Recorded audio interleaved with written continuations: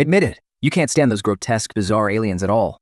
The Stellaris National Destiny game has descended upon Earth just to survive. Players from every nation are eagerly embracing alien species, treating the choice of staying human as a total disgrace. But me?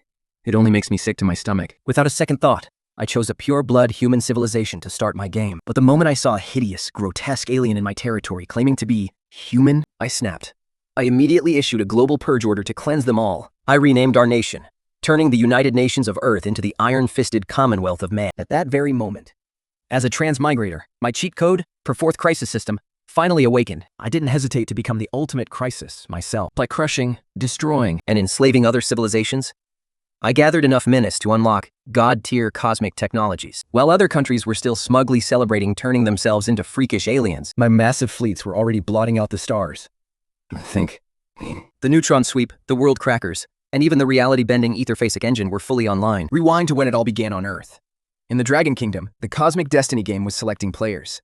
Every 18-year-old in Zhangcheng was given a chance to awaken as a planet lord and warp to the galactic front lines. On the Awakening Plaza of Zhangcheng High School No. 1, some just awakened a B-grade demi-human civilization. Another scored an A-grade slime tentacle race. Thanks to their insane survival rates, alien races had long become the absolute meta in this chaotic universe. The Dragon Kingdom used to fight strictly as humans, but they suffered crushing defeat after defeat. After watching other nations rise to power by becoming aliens, everyone's ideals shattered. In their twisted minds, choosing pure-blood humans became synonymous with a death wish. So, when I, the school heartthrob, stepped up to the stage, the crowd could only watch with pity. My fangirls were desperately praying I'd roll a demi-human race that would let me keep my good looks. But as a transmigrator, a hardcore paradox grand strategy gamer, I absolutely loathed this pathetic obsession with graveling to alien life forms. The moment I placed my hand on the awakening stone, a deep blue light flared up. The hologram of a C-grade civilization made the crowd sigh in disappointment.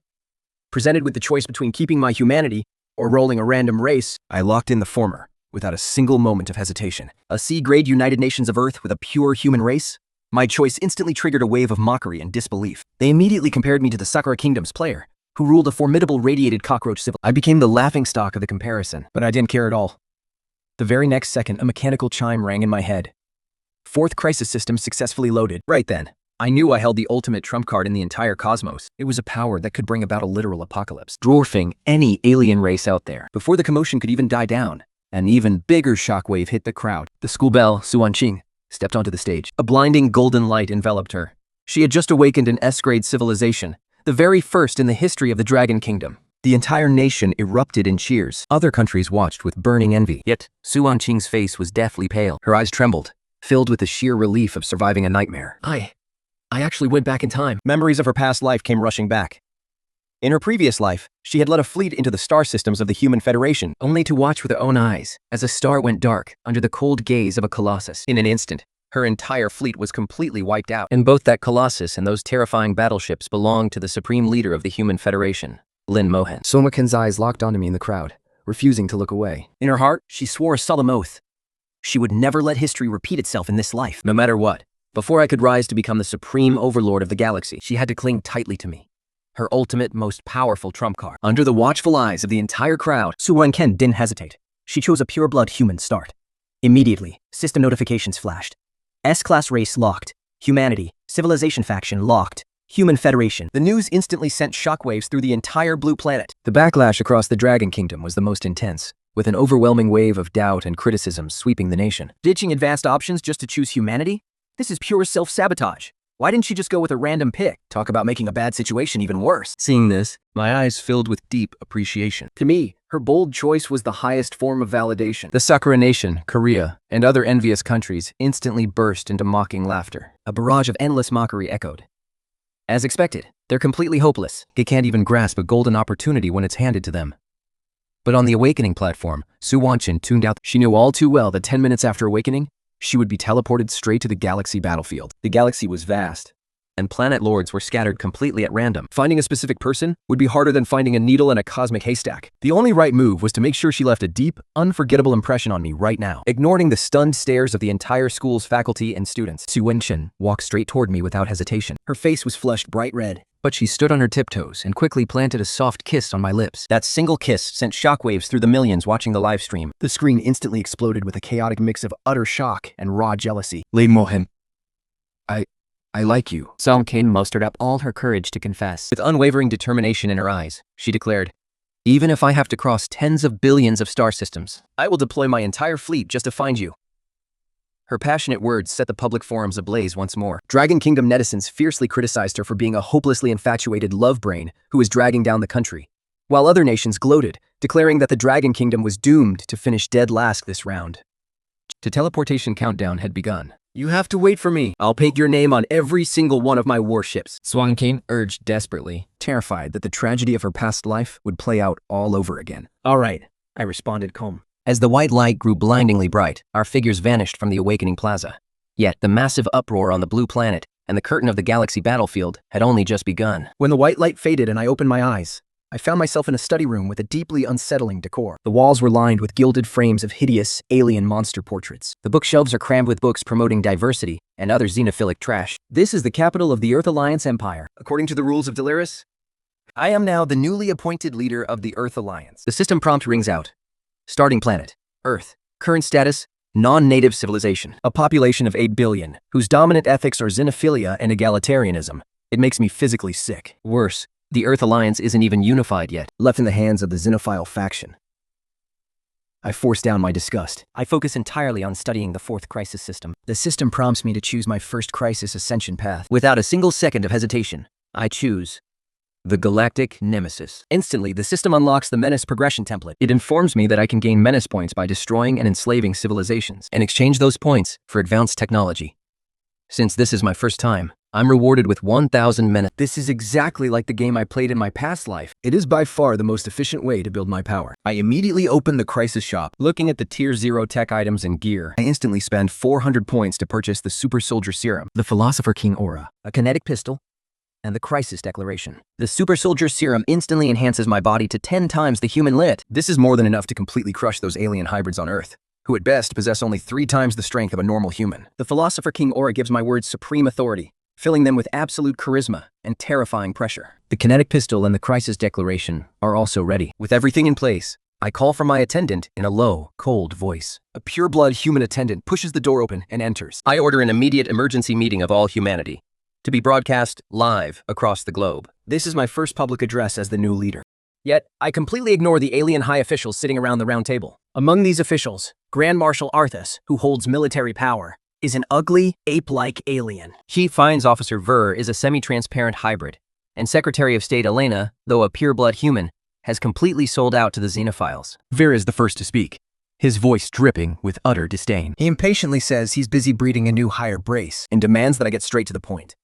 Meanwhile, the viewers in my livestream, which is flooded with people from all over the world due to Suan Qing's massive popularity, start to panic. The comments are filled with mockery. They all believe I'll definitely be puppeted by these aliens and meet a tragic end. The atmosphere in the chat is incredibly gloomy. Netizens sigh, complaining that I will only drag Suan Qing down. And some are even wishing for my swift death. Just then, Grand Marshal Arthas suddenly suggests that I should lead by example and embrace the interbreeding initiative by choosing a mate from these hybrid, new humans. I coldly spit out, "Shut up! I haven't even declared this meeting open yet. Who said you could speak?" Arthas freezes, taken aback. His voice drops, turning cold and menacing. Staring at me with ferocious eyes, he growls, "Your Excellency." Are you talking to me? Ignoring Arthas's livid face, I turn to the live camera and ask, "What defines a human?" Will retorts with a look of utter absurdity, claiming that everyone present is human. I suddenly burst out laughing, raising my voice in fierce reprimand. "No, you are not human. You are nothing but an incredibly hideous and utterly repulsive alien freak." Standing nearby, Elena immediately cites the ND Constitution, accusing my speech of violating the principle of equality. Will joins in, furiously accusing me of profaning the very spirit of the Aniani. Arthas sneers, boasting that he has dealt with countless pure-blood extremists just like me, and every single one of them met a gruesome end. The mockery from the Earth's viewers grows increasingly intense, while the Dragon Country broadcast chat falls into utter despair. The NI high-ranking officials stand up one after another, throwing fierce accusations. The Minister of Finance, the Minister of Education demand the immediate initiation of impeachment proceedings, painting me as a lunatic who will destroy the NEE. Facing this overwhelming wave of accusations, I remain completely calm, waiting for them to finish their furious crusade. I speak coldly, denouncing these disgusting alien hybrids as completely unworthy of talking about equality with humans. Their so-called contributions are nothing but making the world more and more repulsive. Then I turn my gaze directly to the live camera. Activating the Calamity Declaration. sending an invisible wave of mental energy out into the world with my voice. I call out to every suppressed, pure-blood human across the universe, Unleashing their deeply suppressed disgust for these alien freaks and declaring that coexistence is absolutely impossible. Now, we must redefine what it means to be human. These words strike like a thunderclap, shattering the illusion and completely rallying the pure-blood humans waiting outside the conference room. The guards in the corridors, The silent veterans, and the ordinary people forced to mate with those alien freaks. The emotions trapped in their hearts have finally found an outlet. back on Earth, the few remaining uncorrupted citizens of Dragon Country also begin to raise their voices to support me. Arthur sneers at my speech, dismissing it as nothing but empty words. He mocks me for having no troops, no power, and being nothing more than a clown of the NNE. He scoffs that those pure-blood humans have long been domesticated. Stepping closer, he looks down on me, trying to force me into cooperating with the impeachment. If you don't, he warns, you'll meet the same end as the previous extremists. I merely smirk, my lips curling upward. Actually, I say calmly, what I do best is purging anomalies. Before the words even fully leave my lips, my right hand reaches into my coat, drawing a kinetic pistol. Without a moment's hesitation, I aim it at Arthas and pull the trigger. The hypervelocity round instantly pierces his skull. The Grand Marshal, the man who held the entire military power of the Earth Union in his hands, was shot right through the head. His massive body slammed onto the floor, shaking the entire conference room. The entire room fell into a deathly silence. Once the alien executive, Ver, with a face full of sheer panic, finally snapped out of it, He shrieked at the top of his lungs, calling for the guards. heavily armed alien guards rushed in, ready to open fire, but moving at 10 times their speed. I wiped them out in an instant. I turned back to the live camera, The impact of my crisis manifesto dialed up to the absolute max. my voice, like a divine decree, pierced deep into the heart of every pure-blood human. These bastards can feel fear, and they can die. I then officially announced the renaming of the United Nations of Earth to the Commonwealth of Man, and as their leader, I issued a decree of extermination. I order all pure-blood humans to pick up whatever weapons they can find and kill every single ugly alien you lay your eyes on. For humanity. For humanity, my fellow citizens of the Commonwealth. The war has begun. The war has begun. From this moment on, it will not stop for even a single second. We will fight for the future of mankind, even if we must burn the Sea of Stars and incinerate the galaxy itself. On this day, the pure-blood humans of the United Nations of Earth were awakened by the glory of their ancestors. Their hearts and veins screamed for rebellion. In a factory within the East Asian Coalition Zone, an old engineer, forced to toil under an alien overseer for 15 years, grabbed a wrench and smashed it right into the compound-eyed insectoid. "I've put up with you bastards for long enough," he roared, his cry echoing through the workshop. Immediately after, all the pure-blood human workers rose up, fighting back with whatever weapons they could get their hands on. At the same time, in a military camp in the North American Coalition Zone, marginalized pure-blood human soldiers pointed their guns at their alien officers. A hail of gunfire erupted, the roaring voices thick with the sheer determination for revenge. In an instant, the entire Earth was engulfed in the flames of rebellion. In the global live streams of various countries, doubts and criticisms kept pouring in one after another. People mocked me, saying I could do nothing but incite riots, calling me a keyboard warrior, firmly believing that pure-blood humans were absolutely no match for the aliens. They even joked that I was just hiding in the conference room and would sooner or later be decapitated by the gathering alien army. But in the official live stream of Dragon Nation, the sentiment completely flipped. Netizens cheered for me in droves, praising me for having the guts to stand up and speak the truth. And those who had previously mocked me now fell completely silent, because they loathed the aliens just as much as I did. But reality had crushed their spirit, and I did what they never dared to.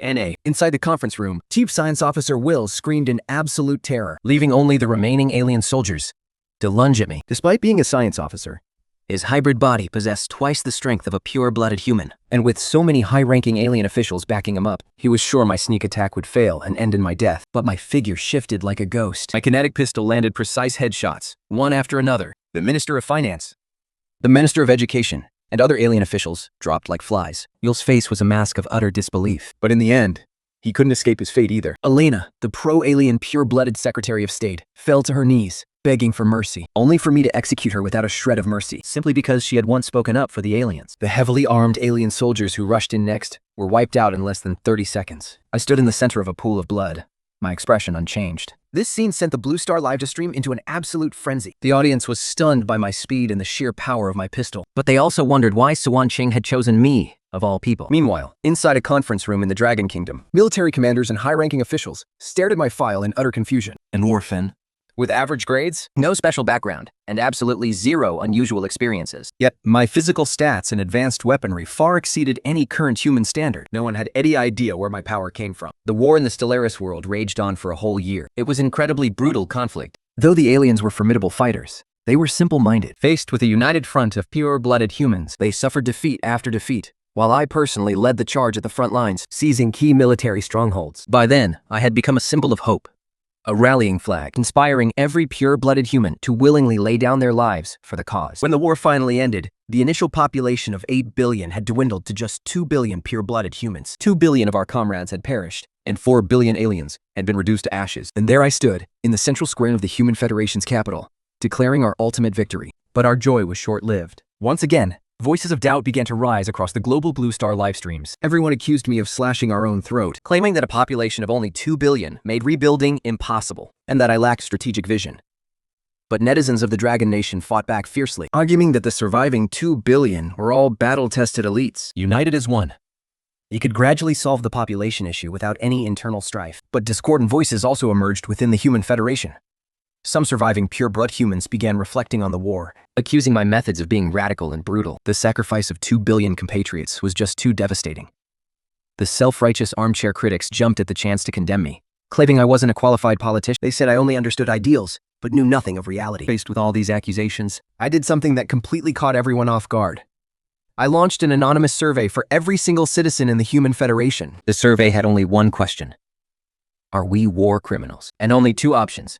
Yes or no. Relying on their pure blood status and past military achievements, many used the anonymity of the survey to shamelessly vent their frustrations. They complained about the aggressive war and cried out over the loss of their loved ones, believing I wouldn't dare punish them. This survey, dripping with toxic resentment, was quickly compiled. 200,000 people voted that we were war criminals. The remaining 1.998 billion disagreed. Across the Blue Star's global live streams, disappointment hung heavy. Everyone questioned the authenticity of the survey, complaining that too few people actually dared to speak the truth. But in the next second, my decision shocked the entire world.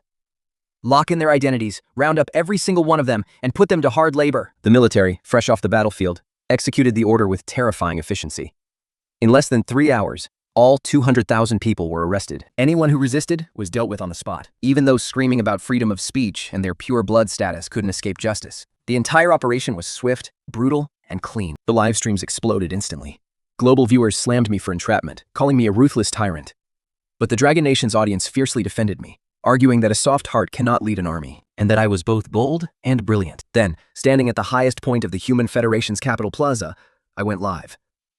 Our ranks, I declared, must remain absolute. Those who self-identify as war criminals are simply being given the chance to atone for their perceived sins.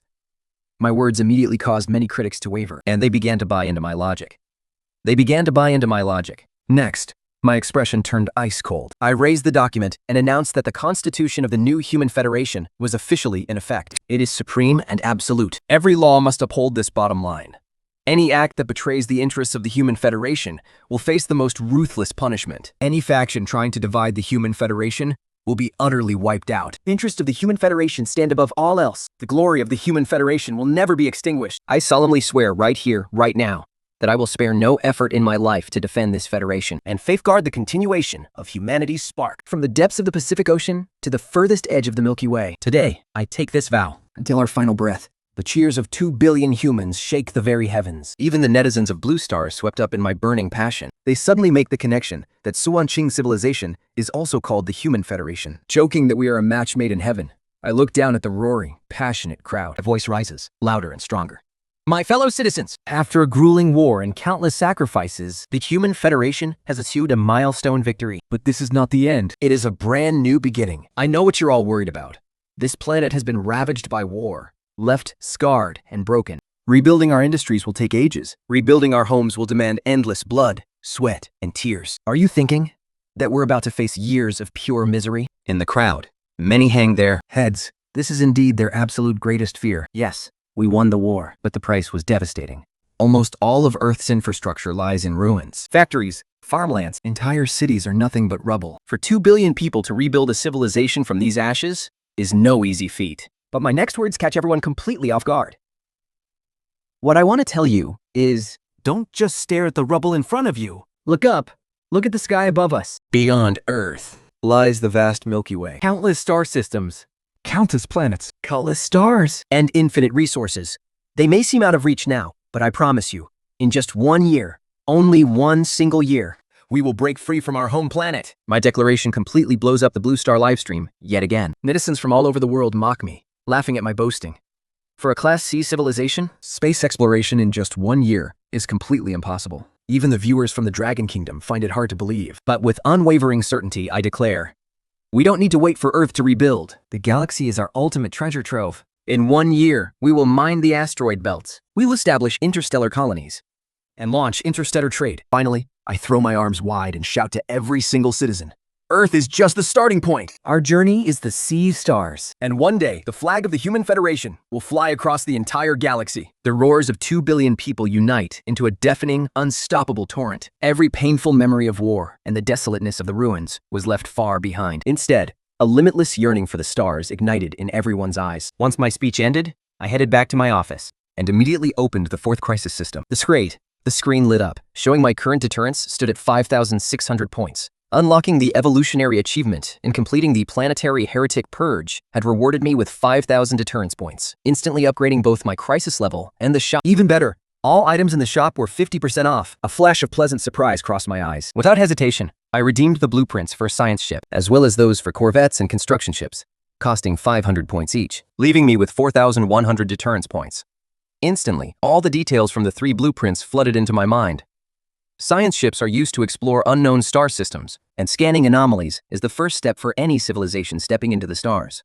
Corvettes, on the other hand, are the most basic combat ships. Though their firepower and defenses aren't top tier, they make up for it by being extremely cheap to build and fast to produce.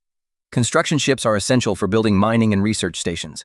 These 3 are the absolute starter package in Stellaris. If we weren't just a C-class civilization, we would have had these right from the start. For an S-class civilization like Suwanqing's, they'd probably start with star bases and everything else right off the bat. As for the gene chain place, I took one look and decided to pass on them for now. The current Human Federation is still waiting to be rebuilt from the ashes. We're in no position to roll out genetic modification for the entire population yet. I focused my attention on the newly refreshed items. The blue laser emitter blueprint was 500 points, a weapon far more advanced and powerful than the red laser. To organic life forms, this wavelength of electromagnetic radiation appears blue or violet. My lips curved into a slight smirk.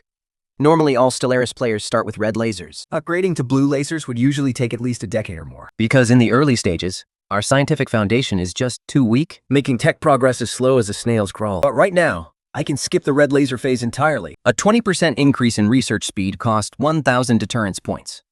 A 20% increase in shipbuilding speed also costs 1,000 deterrence points.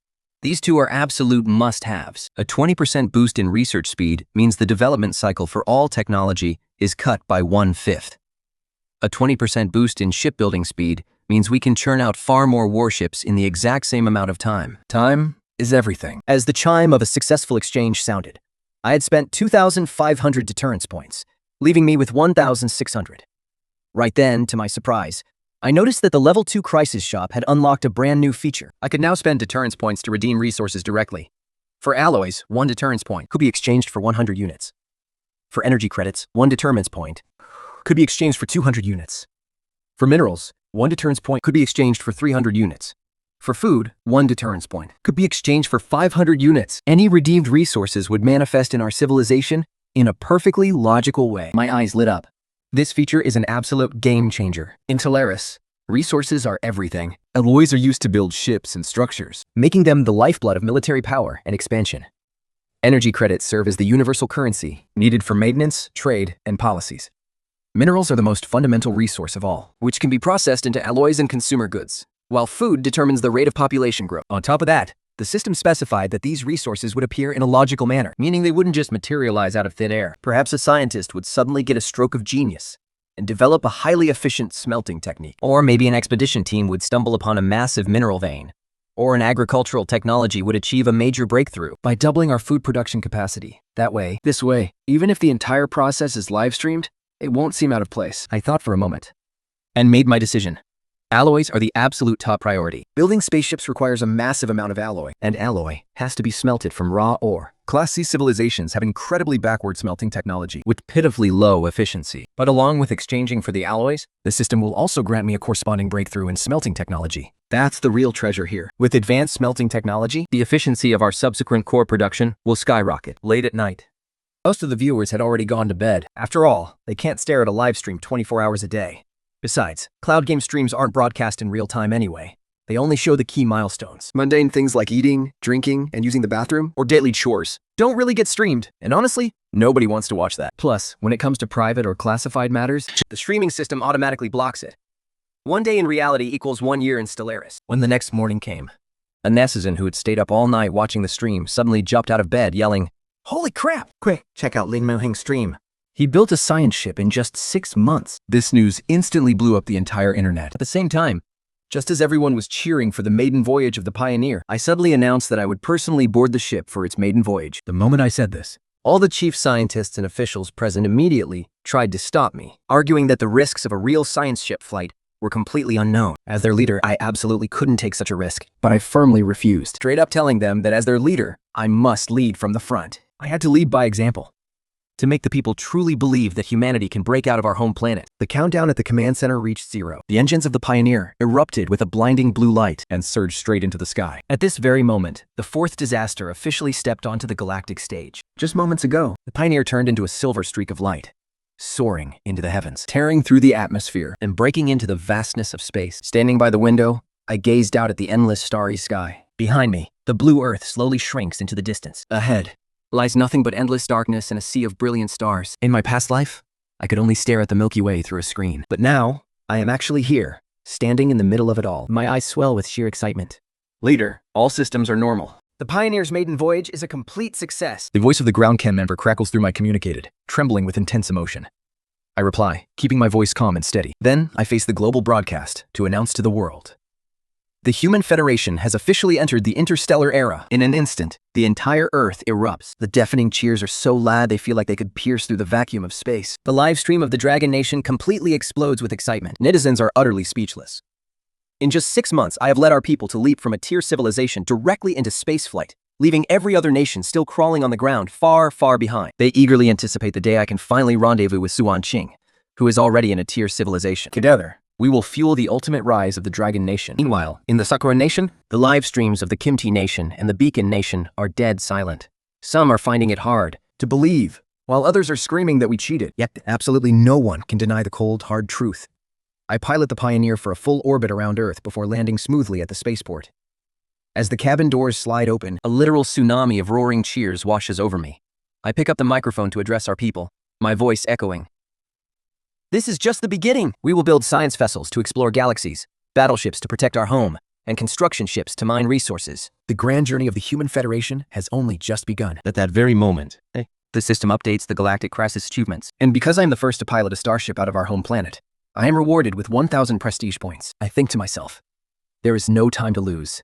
Saving the galaxy is my ultimate mission. Over the next 6 months, with the help of various system buffs and massive resource support, the Human Federation's shipyards run at maximum capacity day and night. Science vessels, frigates, and construction ships roll off the assembly lines one after another. The rapid breakthroughs in our core technology leave the entire audience on Earth utterly dumbfounded. Our newly upgraded science vessel, the Pioneer, embarks on its deep space exploration mission just 4 days after its maiden voyage. 6 months later, shocking news is transmitted back.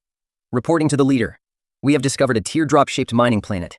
Its rare mineral reserves are over 10 times that of Earth. We have officially named it Ore 1. The simple, strategic name makes it easy to integrate into our future mining network, showcasing incredible foresight. But just as everyone is celebrating this massive triumph, Pioneer sends back another shocking report. They have detected signs of intelligent life on Ore 1. Without hesitation, I order the feed to be broadcast live to the entire Earth. Suddenly, speculations run wild across every nation. Some nervously recall the tragic fates of other civilizations in the past. Others maliciously pray that we will crash and burn. But as the camera slowly zooms in, the true faces of these intelligent beings are finally revealed to the world. Their physical forms look remarkably like humans. Their entire bodies are covered in cracked, jagged stone. They look utterly hideous. The entire Human Federation was instantly enraged by this sight. The Blue Star livestream room exploded in a frenzy. The chat was going absolutely wild with debates. Holy crap! Isn't that the Golem race created by the Korean B-tier civilization player, Daja? Even though he didn't build any battleships, their ground combat capabilities are absolutely insane. They possess infinite strength, and they can regenerate from normal gunshot wounds in just a few seconds. They are literally born war machines. The Korean livestream erupted in a massive celebration. Everyone was gloating. The Dragon Kingdom wants to take this mining planet? Not a chance. In a ground war, those weak human soldiers will never beat our golems. You'd better just back off. Even in the Dragon Kingdom stream, many were deeply worried that this was too tough a nut to crack. A ground assault would mean devastating casualties for our soldiers. A population of 2 billion cannot afford that kind of loss. The newly appointed Grand Marshal pulled up a holographic projection. Leader. There are about 5 billion of these golems. Their technology is primitive, but their physical attributes are off the charts. That rapid regeneration ability is going to be extremely troublesome. A ground war will lead to catastrophic casualties. I suggest we develop specialized weapons for our ground forces first. It will take 3 to 6 months. Meanwhile, in the capital of the Human Federation in the Stellaris world, I ordered the high-level meeting to be broadcast globally, aiming to rally the people and unite their spirits. Standing in the center of the conference room, my voice resounded, calm and powerful. My fellow citizens, the mining planet we discovered is occupied by hideous aliens, but do not lose heart.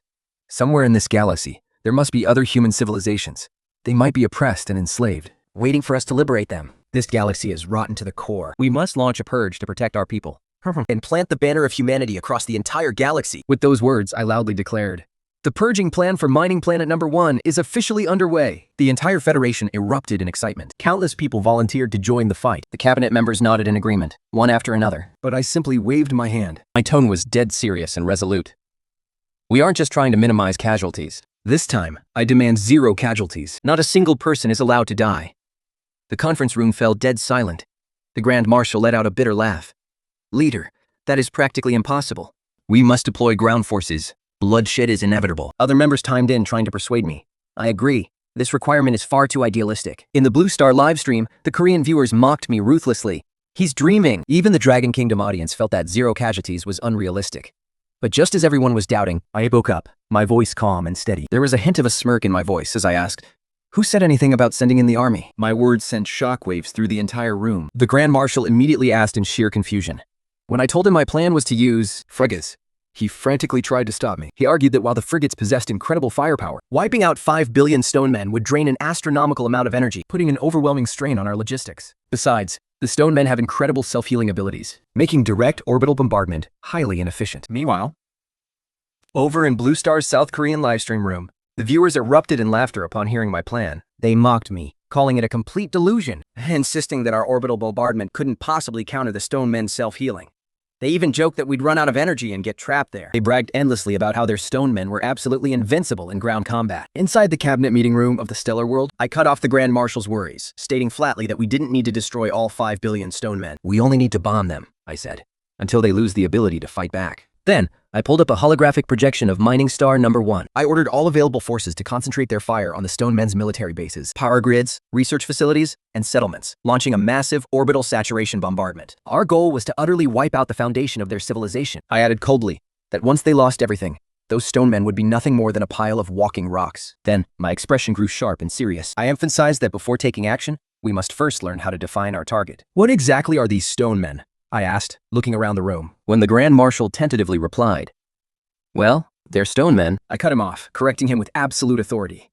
They don't deserve to be called living beings, let alone humans. They are simply rare ores with self-healing properties. They are literally ready-made, mobile or refining units. 5 billion stone men are simply 5 billion units of rare, high-purity ore. And that, I declared, is the true value of this mining star. My words left every single member of the cabinet completely speechless. The Grand Marshal's eyes widened as the realization hit him like a lightning bolt. Meanwhile, the livestream chat for the Dragon Kingdom erupted in wild excitement. They praised my mind-blowing logic and my utterly brilliant methods. This is a literal dimensional strike, they cheered, while the South Korean viewers were instantly stunned into silence. Desperate, they started spamming the chat, accusing me of being a war criminal. Scream that I had absolutely no humanity. But the Dragon Kingdom viewers shot them down instantly, firing back.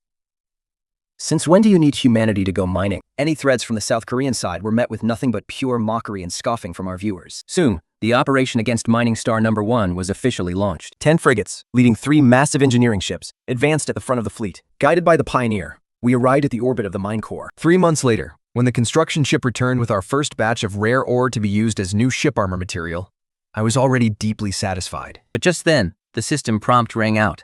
I had completed a crisis achievement. My deterrence power skyrocketed. Both my crisis level and the system shop upgraded to Tier 3. All Tier 1 shop items were 50% off, and the refresh function was unlocked. I immediately checked the Tier 3 shop and instantly locked my eyes on the Starbase blueprint, which cost 5,000 deterrence points. It was a facility that only S-class civilizations possessed, capable of serving as a fleet resupply point, with a shipyard and research center to help the Human Federation venture deep into the cosmos. Without a second thought, I decisively purchased it. My eyes filled with resolve.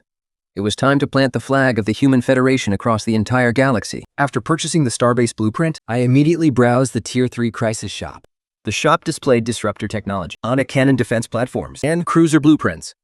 Most of these core items and technologies cost 1,000 deterrence points each, while the cruiser blueprint required 5,000 points. My gaze instantly locked onto the disruptor technology, a top-tier weapon in the mid to late stages of Solaris. It fires high-energy beams that break down molecular bonds, bypassing shields and armor entirely, to deliver a devastating blow directly to the enemy. It was practically an invincible early-game cheat code. Without hesitation, I redeemed the disruptor technology, the I-1 cannon platform blueprints, and a 30% boost to research speed. After spending 3,000 deterrence points, I still had 3,200 points left. Next, I turned to the Tier 1 shop and spent 1,250 points to redeem the species gene template, unlocking the genetic ascension path for the Human Federation. I held off on buying other armor and shield technologies, firmly believing that in the early game, offense is the best defense, and I needed to keep some deterrence points in reserve for unexpected emergencies. Once the purchases were complete, the Human Federation entered a phase of frenzied construction. Construction began on our first starbase, prioritizing the deployment of ion cannon platforms to secure our grip on the star system. Meanwhile, our scientific team used the research speed bonus to put all their efforts into cracking the complex disruptor technology. The blueprints for our new corvettes were also modified at the same time, with plans to fully equip them with disruptors. Thanks to the steady supply of rare ore from Minecore 1 and the system's support, every project made steady progress. Before long, Chief Scientist Lin Mohen reported back to me. The research team had successfully applied the regenerative rare ore from Minecore 1 to our ships, developing self-repairing regenerative armor, which drastically boosted the fleet's endurance in prolonged combat. However, he also expressed concern that since the Minecore incident, many were questioning human physical limits, fearing that we wouldn't stand a chance in hand-to-hand combat against alien species. To address this, I immediately announced the Genetic Ascension Project, purposing to break the human gene lock to achieve genetic evolution purely on the basis of pure-blood humans. I'm completely reject any hybridized alien genes.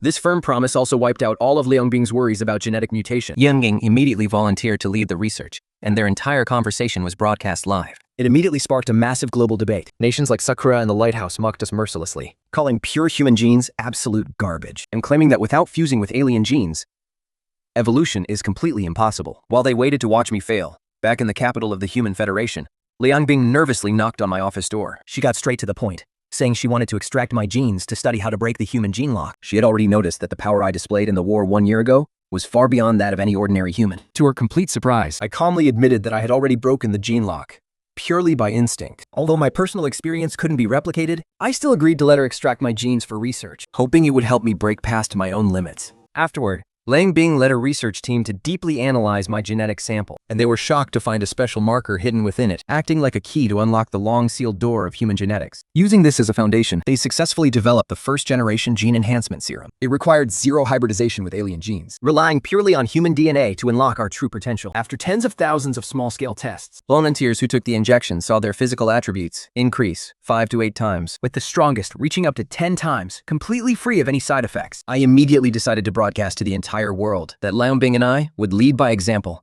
and inject the serum ourselves, live on camera, before rolling out gene clinics worldwide.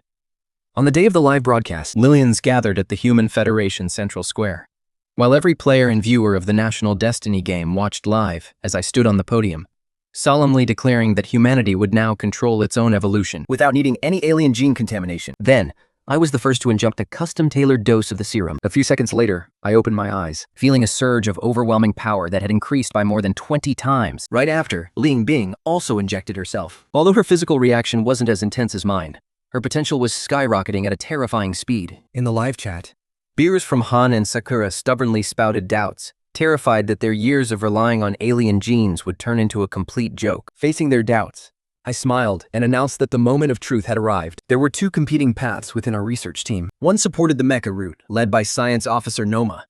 Next, Liang Bing would go completely empty-handed to face Noma, who was piloting the latest mecha, right on the arena built from the podium, using raw strength to prove the power of pure muscle over cold metal. As soon as I finished speaking, the entire arena erupted into thunderous cheers. With that, a battle destined to go down in the annals of human history officially kicked off. The moment the words left my mouth, skepticism erupted once again from all the nations of Blue Star, making Liang Bing fight a mecha barehanded. Are they out of their minds? This has got to be a publicity stunt. That mecha's armor must be made of cheap, basic materials. Even if she wins, it won't prove a thing. It'll only prove the mecha is complete garbage. In truth, they could only use skepticism to mask their sheer panic. Because if they didn't, they'd have to admit that all their choices over the years were nothing but a joke. In the central plaza of the Starry World, a massive 5-meter-tall mecha slowly rose from one end of the arena. Its silver-gray regenerative alloy armor gleamed brilliantly under the lights. Its designer was none other than the deputy director of the research department, Director Norma.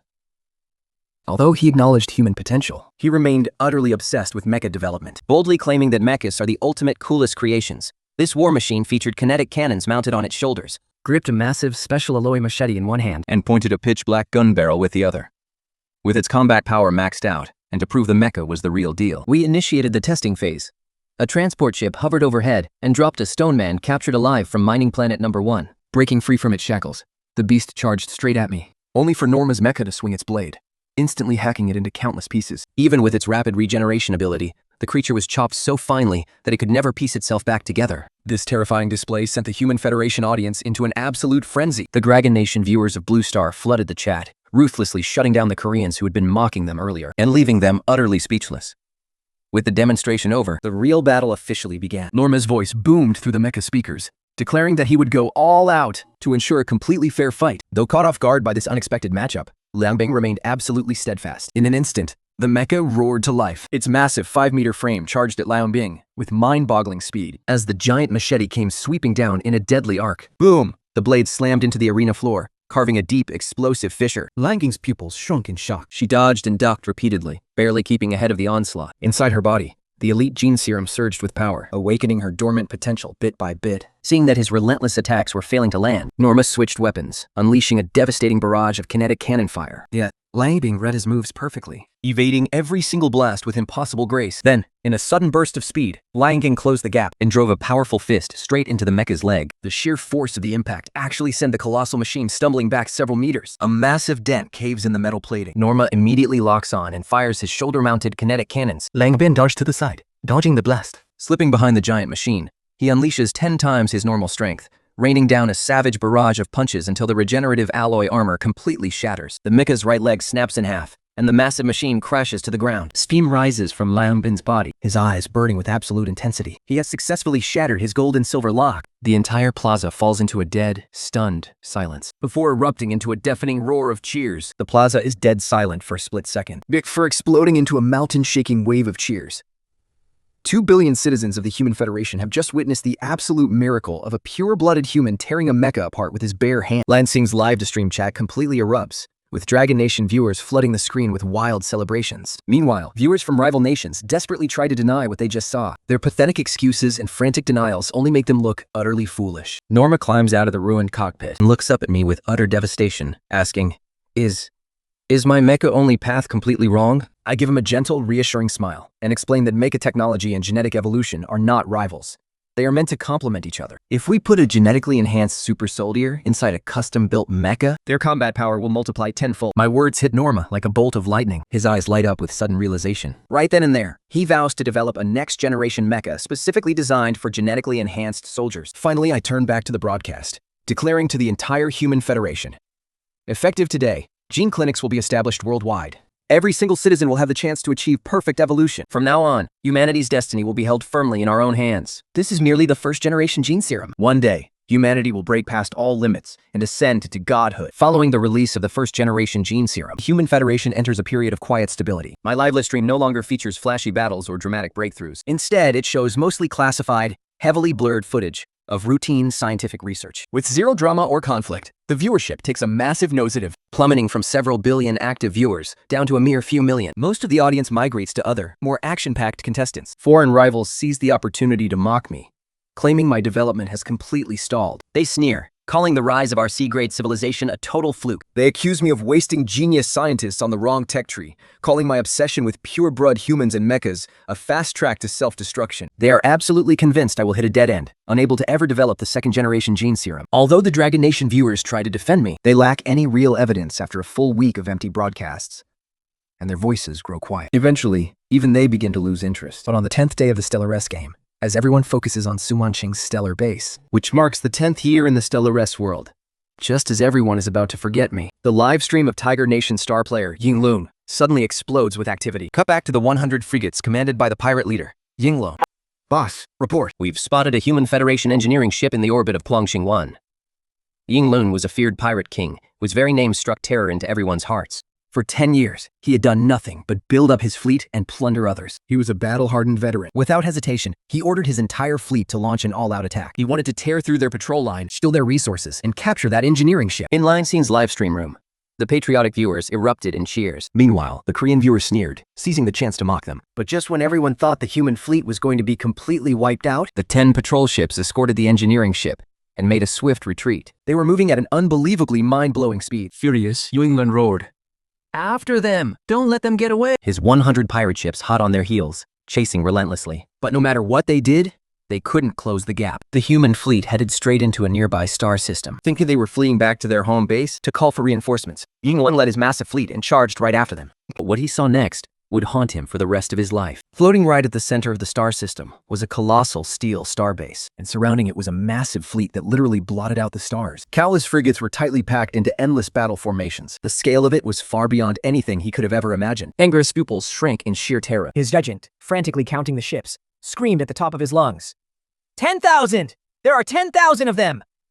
The number struck Yinglu's mind like a bolt of lightning. A staggering 10,000 frigates, like a massive forest of steel, hovered around the starbase. The main cannons of every single warship glowed with a menacing, deep blue light. England froze on the spot, completely paralyzed. His mind went completely blank. He couldn't even bring himself to order a retreat. Trembling all over, he muttered under his breath, 10 years.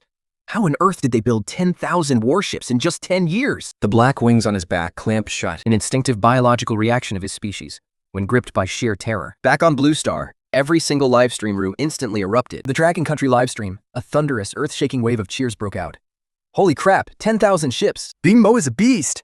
The Human Federation is freaking unstoppable! Meanwhile, a deathly silence fell over the Korean and other foreign livestream rooms. The viewers sat there, their faces completely pale. Some trembled in denial, stammering, "No, that's impossible." In 10 years, even the legendary S-class commander Suan Ching only managed to build 1,000 ships. They must be faking it. This has to be a hoax. But the massive fleet blotting out the stars on their screens was undeniable proof. In an instant, a massive wave of viewers began pouring into my live stream room, desperate to uncover the truth behind it all. By order of the Supreme Commander, all ships, open fire! The invasion was obliterated. Yet to the public, it was just a military parade. I remember the Grand Marshal's voice echoing through the fleet's command channel. In the next second, 10,000 frigates fired at once. No explosions, no flames. 100 pirate ships, along with those Birdmen pirates, instantly disintegrated into cosmic dust, bashing completely into the starry void. At that very moment, the system's chime rang in my head. Ging! Congratulations, host, on unlocking the crisis achievement. You have successfully humiliated an A-rank interstellar pirate civilization. Deterrence level increased by 10,000. Current deterrence level, 10,000 points. Inside the Stellaris World's Human Federation Stellar Base Command Center. I nodded in satisfaction. Announced to the entire Federation, the military parade has officially begun. 10,000 frigates realigned their formation, shaping themselves into a massive sword, its blade pointing deep into the starry cosmos. As starlight reflected off their hulls, Casting a brilliant metallic glow, my voice broadcasted across Earth and the entire Human Federation. My fellow citizens, today marks the 10th anniversary of the founding of the Human Federation. 10 years ago, I promised you that our journey would lead us to the Sea of Stars. Today, we have delivered. These 10,000 warships are the ultimate crystallization of human wisdom and courage, and the collective triumph of our 3 billion citizens. This is merely our first step in conquering the stars. Our sword will point to every corner of the galaxy, Hanging over the throats of all heretics. Humanity is supreme. The cheers of 3 billion humans shook the starry river. Back on Earth, The viewers completely lost their minds. Using 10,000 warships to crush 100? isn't that like using a cannon to shoot a mosquito? Talk about overkill. It's pure, unadulterated humiliation. That was so satisfying. But wait, what kind of weapon was that? It's even stronger than the blue laser. Everyone was dying to know. How could a Class C civilization build a fleet 10 times the size of Suanshin's in just 10 years? But in truth, this was the result of my low-profile development. After establishing my first stellar base, I immediately built 3 massive shipyards, operating them day and night. With the Mine 1 system and subsequent mining cores constantly feeding us resources, and the successful development of our second-generation elite genetic serum, a massive influx of genius scientists emerged, accelerating our technological breakthroughs. On top of that, I redeemed tech modifiers that boosted shipbuilding speed and research speed by 30%, giving our production efficiency a massive quantum leap. This fleet of 10,000 warships was built solely to achieve absolute fire superiority in the shortest time possible. Instantly, the Dragon Country's livestream chat went absolutely wild, while the mocking voices from other nations vanished completely. Just then, the comments in my livestream chat exploded. Quick, go check out Suwakin's stream. Her science ship just detected you. They were already at the edge of the solar system just now. After seeing 10,000 warships launch an attack, She's shivering with fear now, not daring to take another step forward. deep in the galaxy, A lonely research vessel glides through interstellar space. Jiaosu leans back in her seat, gazing out at the endless sea of stars. For 10 years, she has piloted this research vessel alone, crossing countless star systems. From 23 to 33, she gave the best years of her youth to this very galaxy. 10 years ago, leader Su Wanxing summoned her and gave her a single mission: to find a man named Lin Mohen. Someone Qin provided a general direction and coordinates, with strict orders to engrave the 3 words, Lin Mohen, boldly on every research vessel. Over a dozen female scientists were selected from across the Human Federation to set out in different directions. Jiaoxi accepted the mission without a second thought. 10 years have passed. And she hasn't seen even a shadow of her target. He gave up hope a long time ago. Over these past 10 years, she has been through far too much. She was pushed to the brink of death multiple times. Fortunately, her sharp instincts for danger and her ability to map out safe routes on radar ahead of time allowed her to cheat death and survive every single time, despite the extreme risks. But after every narrow escape, she would ask herself, does any of this really matter? The galaxy is so unimaginably vast. Searching for one person is like looking for a needle in a cosmic haystack. And does this man, Lin Mohen, even exist? New star system detected. Ahead, the AI's voice Suddenly breaks her train of thought. out of habit, she begins scanning the edge of the system. Confirming it's safe before jumping in. She has repeated this routine countless times. Every single time, she is filled with hope, and every single time, she's left disappointed. But then, she witnesses a scene she will never forget. A colossal starbase floating right in the center of the system. Surrounding it is a massive fleet of warships that literally blots out the stars. Countless frigates are packed together, forming endless, perfect formations. 100. 500. 1,000. They are completely countless. Suddenly, a blinding blue light shoots out, instantly vaporizing nearly 100 hostile frigates on the other side of the system into dust. No explosions, no debris, As if they had never existed at all. Zhao Shu is trembling with absolute terror. She doesn't dare to move forward, yet she's too terrified to run. Suddenly, the communication channel crackles to life. Attention, research vessel ahead. This is the captain of the Human Federation frigate. Identify yourselves and state your business. What is the meaning of the name Lin Mohen engraved on your hull? The Human Federation. Lin Mohen. Her hands trembling with emotion, she finally managed to patch through the communication link. She quickly explained her purpose. After a brief silence, a deep voice answered. Welcome, Captain Jiaosu. We are safe now. Bring your research vessel into the starbase and dock.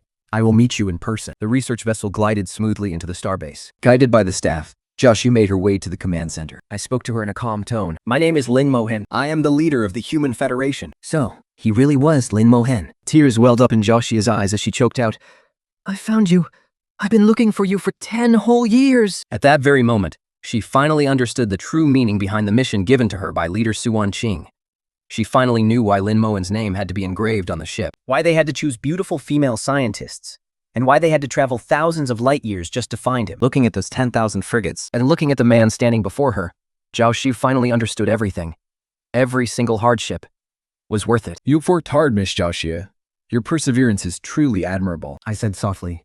Zhao Sei mentioned that over a dozen other scientists who set off with her might still be lost in the surrounding star systems. I nodded and immediately ordered a fleet to search for them. While keeping Zhao Xu by my side so she could learn from me. Actually, over a dozen other scientists set off with us. They were also sent by our leader to find you. We are only the first wave. Zhao Xi continued. There is one more thing. I've lost all contact with the Federation. The distance is simply too vast. One of the relay stations we set up along the way was destroyed. I see. You don't have to worry about that. I will take care of it. Afterward, I inspected the fleet of 10,000 frigates And delivered a speech to the entire human union. I introduced Zhao Xi's background to them. My fellow humans, The arrival of Miss Zhao Xu proves that this galaxy is not just filled with vile, treacherous aliens. Our fellow human beings are out there, in vast numbers. It took Miss Jiaoxiu 10 years to reach our star system, but we do not have that kind of time. I declare that in the coming year, we will surpass all limits. We will never stop until we have swept across 1,000 stars. Our massive fleet of over 10,000 warships, split into 10 strike groups, each containing 1,000 vessels, and set off in all 3 billion compatriots of the human union roared in unison, sending them off with thundering cheers. Zhao Xi stood right by my side. As reports of overwhelming victories flooded in, notifications kept flashing across my calamity system. Crushed a C-tier civilization. Deterrence increased by 1,000. Crushed a B-tier civilization. Deterrence increased by 5,000.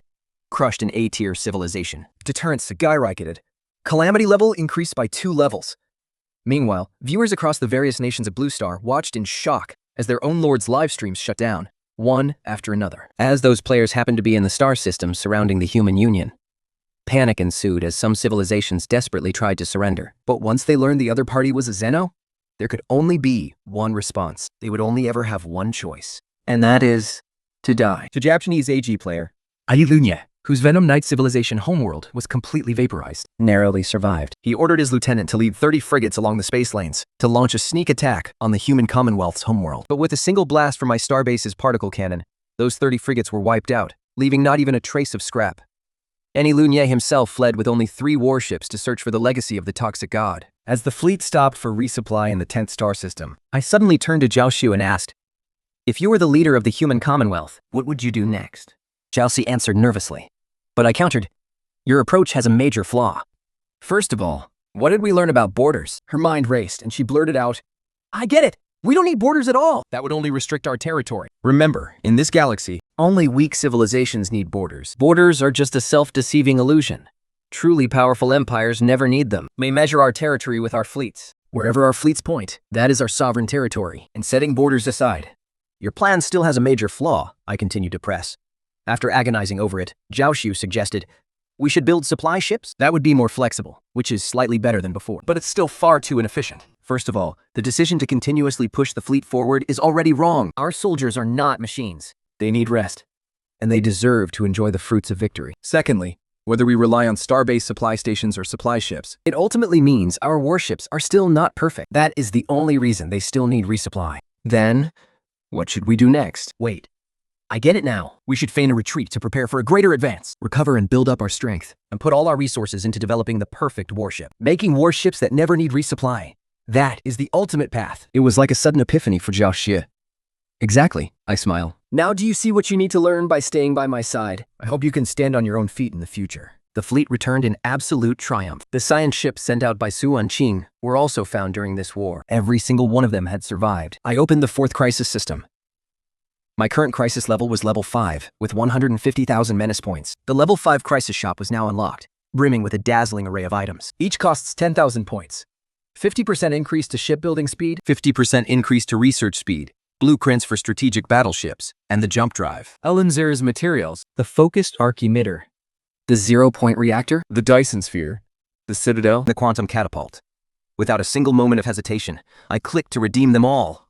Strategic battleships are the ultimate powerhouses of the galaxy. Even the fallen empires use strategic cruisers, which are modified from strategic battleships and equipped with jump drives. This completely frees them from the shackles of hyperlanes. Previously, only ships equipped with hyperdrives could travel between star systems via hyperlanes, taking at least 10 days. but with the jump drive, Not only does speed take a quantum leap, but there's no need to follow hyperlanes or worry about borders anymore. for an empire with jump drives, borders are practically non-existent. The focused arc emitter's greatest advantage is its 100% accuracy. It bypasses shields and armor, directly tearing into the hull. And Element Zero armor can withstand even the most devastating firepower. Fallen Empire strategic cruisers are equipped with this exact armor. The 0-point reactor provides almost infinite power. The quantum catapult, that is a true god-tier artifact. It harnesses the energy of a pulsar to warp space, flinging fleets to any corner of the galaxy instantly. For Jachia, who would have spent 10 years traveling back to the Human Federation, can now get there in a literal blink of an eye with the quantum catapult. Soon, my 100,000 prestige points were completely spent. I used the remaining 50,000 to redeem cores and resources. The quantum catapult must be built as fast as possible. Meanwhile, I temporarily blocked my live stream room. At the same time, Wakshin system was ambushed by the Iron Star exterminators. 10,000 cruisers and tens of thousands of other warships are closing in on her home planet. The Iron Star exterminators, Model XT-489, are pure mechanical war machines. The moment they detect organic life, they initiate extermination mode. This is all the doing of Human A. He accidentally slipped into a wormhole while fleeing for his life, and ended up in Su Wanqing's father's star system. His sheer hatred for humans drove him to specially awaken the Narian Star exterminators. Su Wanqing's face turns pale. An entire fleet consists of only 1,000 corvettes and 100 destroyers. They don't stand a ghost of a chance against the Iron Star exterminators. Their deputy fell to his knees, begging her to retreat. But Su Wanqing refused. Some things are just more important than life itself. Even in the face of justice, there are questions with no answers. There are 10 billion of our people on this planet. They have no warships to escape on. They are the fathers of our soldiers. Their mothers, their wives, and their children. Not a single one of them has backed down, not even half a step. So how could I ever abandon them? If I must die, I will die right here beside them. Steer my flagship to the absolute front of the fleet. Let my own blood consecrate our battle flag for this war. Her voice echoed across the entire human federation. Though the 10 billion citizens were terrified, they didn't retreat a single step. But right at that moment, the radar blared with a deafening alarm. A massive spatial distortion was detected at the edge of their sensors. The energy readings blew right past the detection limits as a colossal rift ripped open in the void of space, shining with a blinding blue light. A behemoth battleship emerged, followed immediately by a second, and then a third, pouring out like an unstoppable tide. In just a few short seconds, 1,000 battleships had completely arrived, and emblazoned on their hulls was the flag of our human federation. Lin Mohen, you're finally here. So I cried, tears streaming down her face. Everyone in the entire Federation Command Center stood frozen in shock. The 10 billion citizens thought the determined exterminators hadn't even arrived yet. And now, an even more terrifying fleet of battleships had appeared. They plunged into an even deeper, darker despair. But still, not a single soul backed down. So Wenshin scrambled to open a system-wide broadcast, crying out, "These battleships are our reinforcements!" Our human federation is saved. This was all thanks to the Manifest Destiny policy she had enacted 11 years ago. Back then, she had told the 10 billion citizens that she had received a divine calling, commanding her to find the chosen savior, Lin Mohen. She promised that once they found him, the human federation would stand proud among the giants of the cosmos. She had even amended the constitution. The moment Lin Mohen was found, she would hand over the leadership. 11 years of meticulous planning had finally borne fruit at this very second. 10 billion Federation citizens erupted into a synchronized cheer. Long live leader Lin Mohen! Long live the Federation! Just then, the cruisers of the determined exterminators emerged from the hyperlane. But the moment they saw those 1,000 battleships, their tactical systems immediately ran the data, calculating an extremely high combat risk and a near zero chance of victory. 10,000 cruisers and tens of thousands of destroyers and frigates pulled a massive U-turn almost simultaneously. With terrifying cold efficiency, they fled back into the hyperlane they had just come from. Just like that, 50,000 enemy warships. Meanwhile, the live stream back home in China was absolutely exploding. Holy crap, this is absolutely insane. I don't think anyone can top Lin Mohen now. I was in no hurry to chase them down. Instead, I tailed them at a leisurely pace, ordering Zhao Xu to fire up the warp drive and navigate along the hyperspace lanes. I wanted these scrap metals to think they actually stood a chance. But the moment my fleet entered their home system, 100,000 enemy warships formed a massive encirclement, trapping us completely. Every single hyperspace lane was completely blocked. A cold, chilling message flashed across the screen. Too late.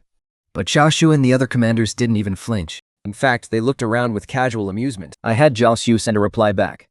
It's far too early. Instantly, the determined exterminator toasters unleashed a devastating salvo from 100,000 warships. But just as the incoming fire was about to obliterate us, our 1,000 battleships engaged their jump drives, tearing through space-time and vanishing in the blink of an eye. A second later, they reappeared, scattered across every single hyperspace route in the system. We beamed a message right back. Your calculations were flawless, but hyperspace lanes are cages built for the weak. As for us, we come and go as we please. The battleships fired their focused arc emitters in perfect unison. Each blast scored a direct hit, frying the core processors of those toasters on the spot. Notifications started flooding my screen. Alloy +1.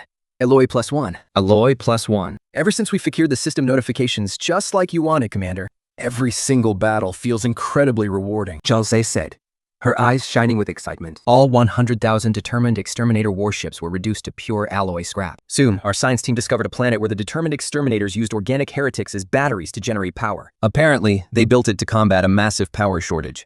I immediately ordered the facility preserved. We need more of these heretics plugged into the grid. Sending future heretics here is, let's call it a form of evolution for— Use the toaster's own ships to transport them. Don't let them contaminate our own fleet. Just then, the system updated. Special civilization determined exterminator neutralized.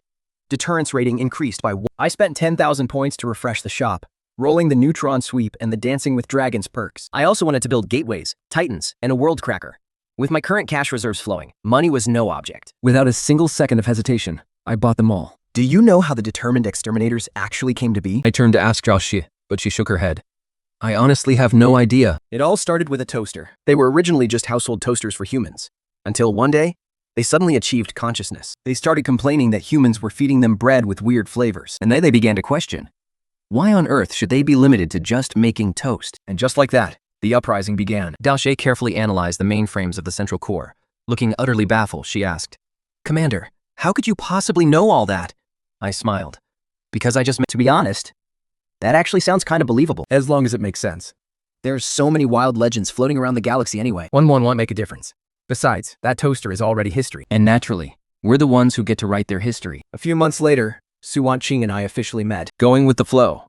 Su Manqing handed the position of Supreme Leader over to me. In the end, I became the Supreme Leader of both human federations and delivered my inaugural address. This isn't just a ceremony to celebrate our triumphant return. It is also the grand inauguration of the new leader. Before taking the stage, I had thought of so many different opening remarks, but when I saw my name engraved on every single warship, I knew that destiny had bound us together long ago. at this very moment, we stand as one. And I had two major announcements to make. First, we are distributing the second-generation gene therapy to our tens of billions of interstellar compatriots, extending their lifespans by 500 years. Plus, the third generation is just about to hit the market. and the fourth generation is already in development. Second, regarding the future, just a short while ago, I completely wiped out the determined exterminators. Their home star system is now littered with the wreckage of 100,000 warships and a massive number of starbases. My fellow citizens, you might think that because we possess 1,000 battleships, we can do whatever we want, but that is far from enough. In this galaxy, there are entities far more powerful than the determined exterminators. We will not sit idly by and wait for a crisis to strike, because we are going to become the crisis ourselves. Let the galaxy burn. Let the stars fall. And let the sea of stars tremble. These are not mere figures of speech. But a statement based on objective facts. Then, I announced my one-year plan to the public. Constructing our second quantum catapults, allowing instantaneous travel between our two bases, expanding our fleet to 10,000 battleships, and forging the very first Colossus weapon in human history. 13 billion citizens of the Human Federation were fired up and ready. Wanqing was deeply moved, but she couldn't help but wonder, could this Colossus weapon be the exact same one that destroyed her in her past life? 1 year later, a massive space dragon spawned in the Toaster 1 star system, a cosmic beast whose size rivaled that of an entire planet. The space dragon was insatiably greedy. It felt that the Human Federation was too slow at catching heretics for it to feed on, And it even began attacking our ships. But after our researchers managed to establish communication with it, the space dragon unleashed a lengthy, insulting tirade, boasting about the wisdom it had accumulated over countless epochs, and dismissing the Human Federation as far too young and reckless. I immediately planned to wait for the second quantum catapult to be finished, aim it straight at the heavenly dragon, and fire. I asked him if he knew of the fallen empire and if he'd like to have a little reunion with them. 3 days later, the quantum catapult was complete. Sun Xiu personally delivered the final ultimatum to the heavenly dragon. Our patience is running thin. You have exactly 1 minute, and submission is your only option. If you keep playing dead, the quantum catapult will blast you to the absolute other end of the galaxy. the heavenly dragon sneered with utter contempt. With just you lot? Go ahead, try me. Swoosh! The quantum cat. In an instant, the heavenly dragon was flung to the farthest edge of the galaxy. That's my mother? Before he could even process what was happening, another massive burst of pulsar energy erupted. The heavenly dragon was yanked right back and slammed down in front of Su Wanqing. Why? Because I have 2 quantum catapults. The galaxy is my personal soccer field. The legendary heavenly dragon was being kicked back and forth by me like a damn soccer ball. Still, the heavenly dragon desperately tried to break free and escape, Only to find 10,000 battleships blocking his path. Weapons locked. Su Ramqing said coldly, "If you don't submit this time, Your next destination won't be our base. Instead, we will drop you right above the homeworld of the fallen empire. And you know exactly what that means. No, don't send me back there. Please, I submit. I'll do whatever you want. The heavenly dragon knelt on the spot, lowering his proud head. You are not submitting to me, But to the great leader of our human federation, Lin Mohen. Su Wanqing emphasized, I understand. From this day on, I swear allegiance only to the great leader of the Human Federation, Lin Mohen. the heavenly dragon eagerly pleaded, desperate to prove his loyalty. But right at that moment, blaring sirens echoed. 5-star systems away, a hideous, toxic green aberration, just as massive as the heavenly dragon, was barreling straight toward our home system. And Yilun had also acquired the legacy of the toxic god. It was a colossal, star-dwelling leviathan, and Yilun was leading the toxic god right to us for revenge. I immediately deployed 10,000 battleships to trap the heavenly dragon and the toxic god inside the very same star system. Then, I broadcasted the arena to every single citizen in the Federation. Today, I declare the opening of the Human Federation's first Galactic Art Festival. Our opening act, Galactic Cricket Fighting. In our ancient civilization, cricket fighting was a popular, relaxing pastime. Just look at them. Don't this heavenly dragon and the toxic god look exactly like 2 feisty little crickets? Why don't you place a bet with your friends and family on who wins? And Yilun furiously commanded the toxic god to clash in a brutal, bloodthirsty battle against the heavenly. But as he heard my speech broadcasted in Chinese, realization hit him. He was being spectated like a. He realized his opponent was none other than the player from our very own dragon country. His mind completely shattered. The proud and mighty knight of the toxic god Was reduced to a giant galactic cricket for people to mock and bet on. Every single time he tried to break through our blockade, the heavenly dragon would charge at him like a rabid beast, dragging him right back into the fight. Forced into a corner, they had to put on a spectacular galactic cricket show for 3 straight days. On the 3rd day, our Colossus weapon, the World Cracker, slowly warped into the star system. Let the real show begin. First, let's blow up a planet to get the crowd going. The moment Tianlong heard the words World Cracker, he got the hell out of there. Without hesitation, he bolted right behind the battleship. But Lu Xiang wasn't nearly as lucky. As he tried to escape, the giant electric tiger drove him right into the firing line of the World Cracker. The Colossus unleashed a terrifying stream of thermal energy, raining down like apocalyptic wrath from the heavens. It instantly superheated the planet's atmosphere and in a split second, detonated the planetary core, completely shattering the crust. The entire planet blew to pieces right before everyone's eyes. The Poison Saint was nearly vaporized by the shockwave. And the Yulun was left with only half his face. They completely lost their will to fight. The burning core of the planet cooling in the freezing void of space was a haunting, breathtaking sight of death.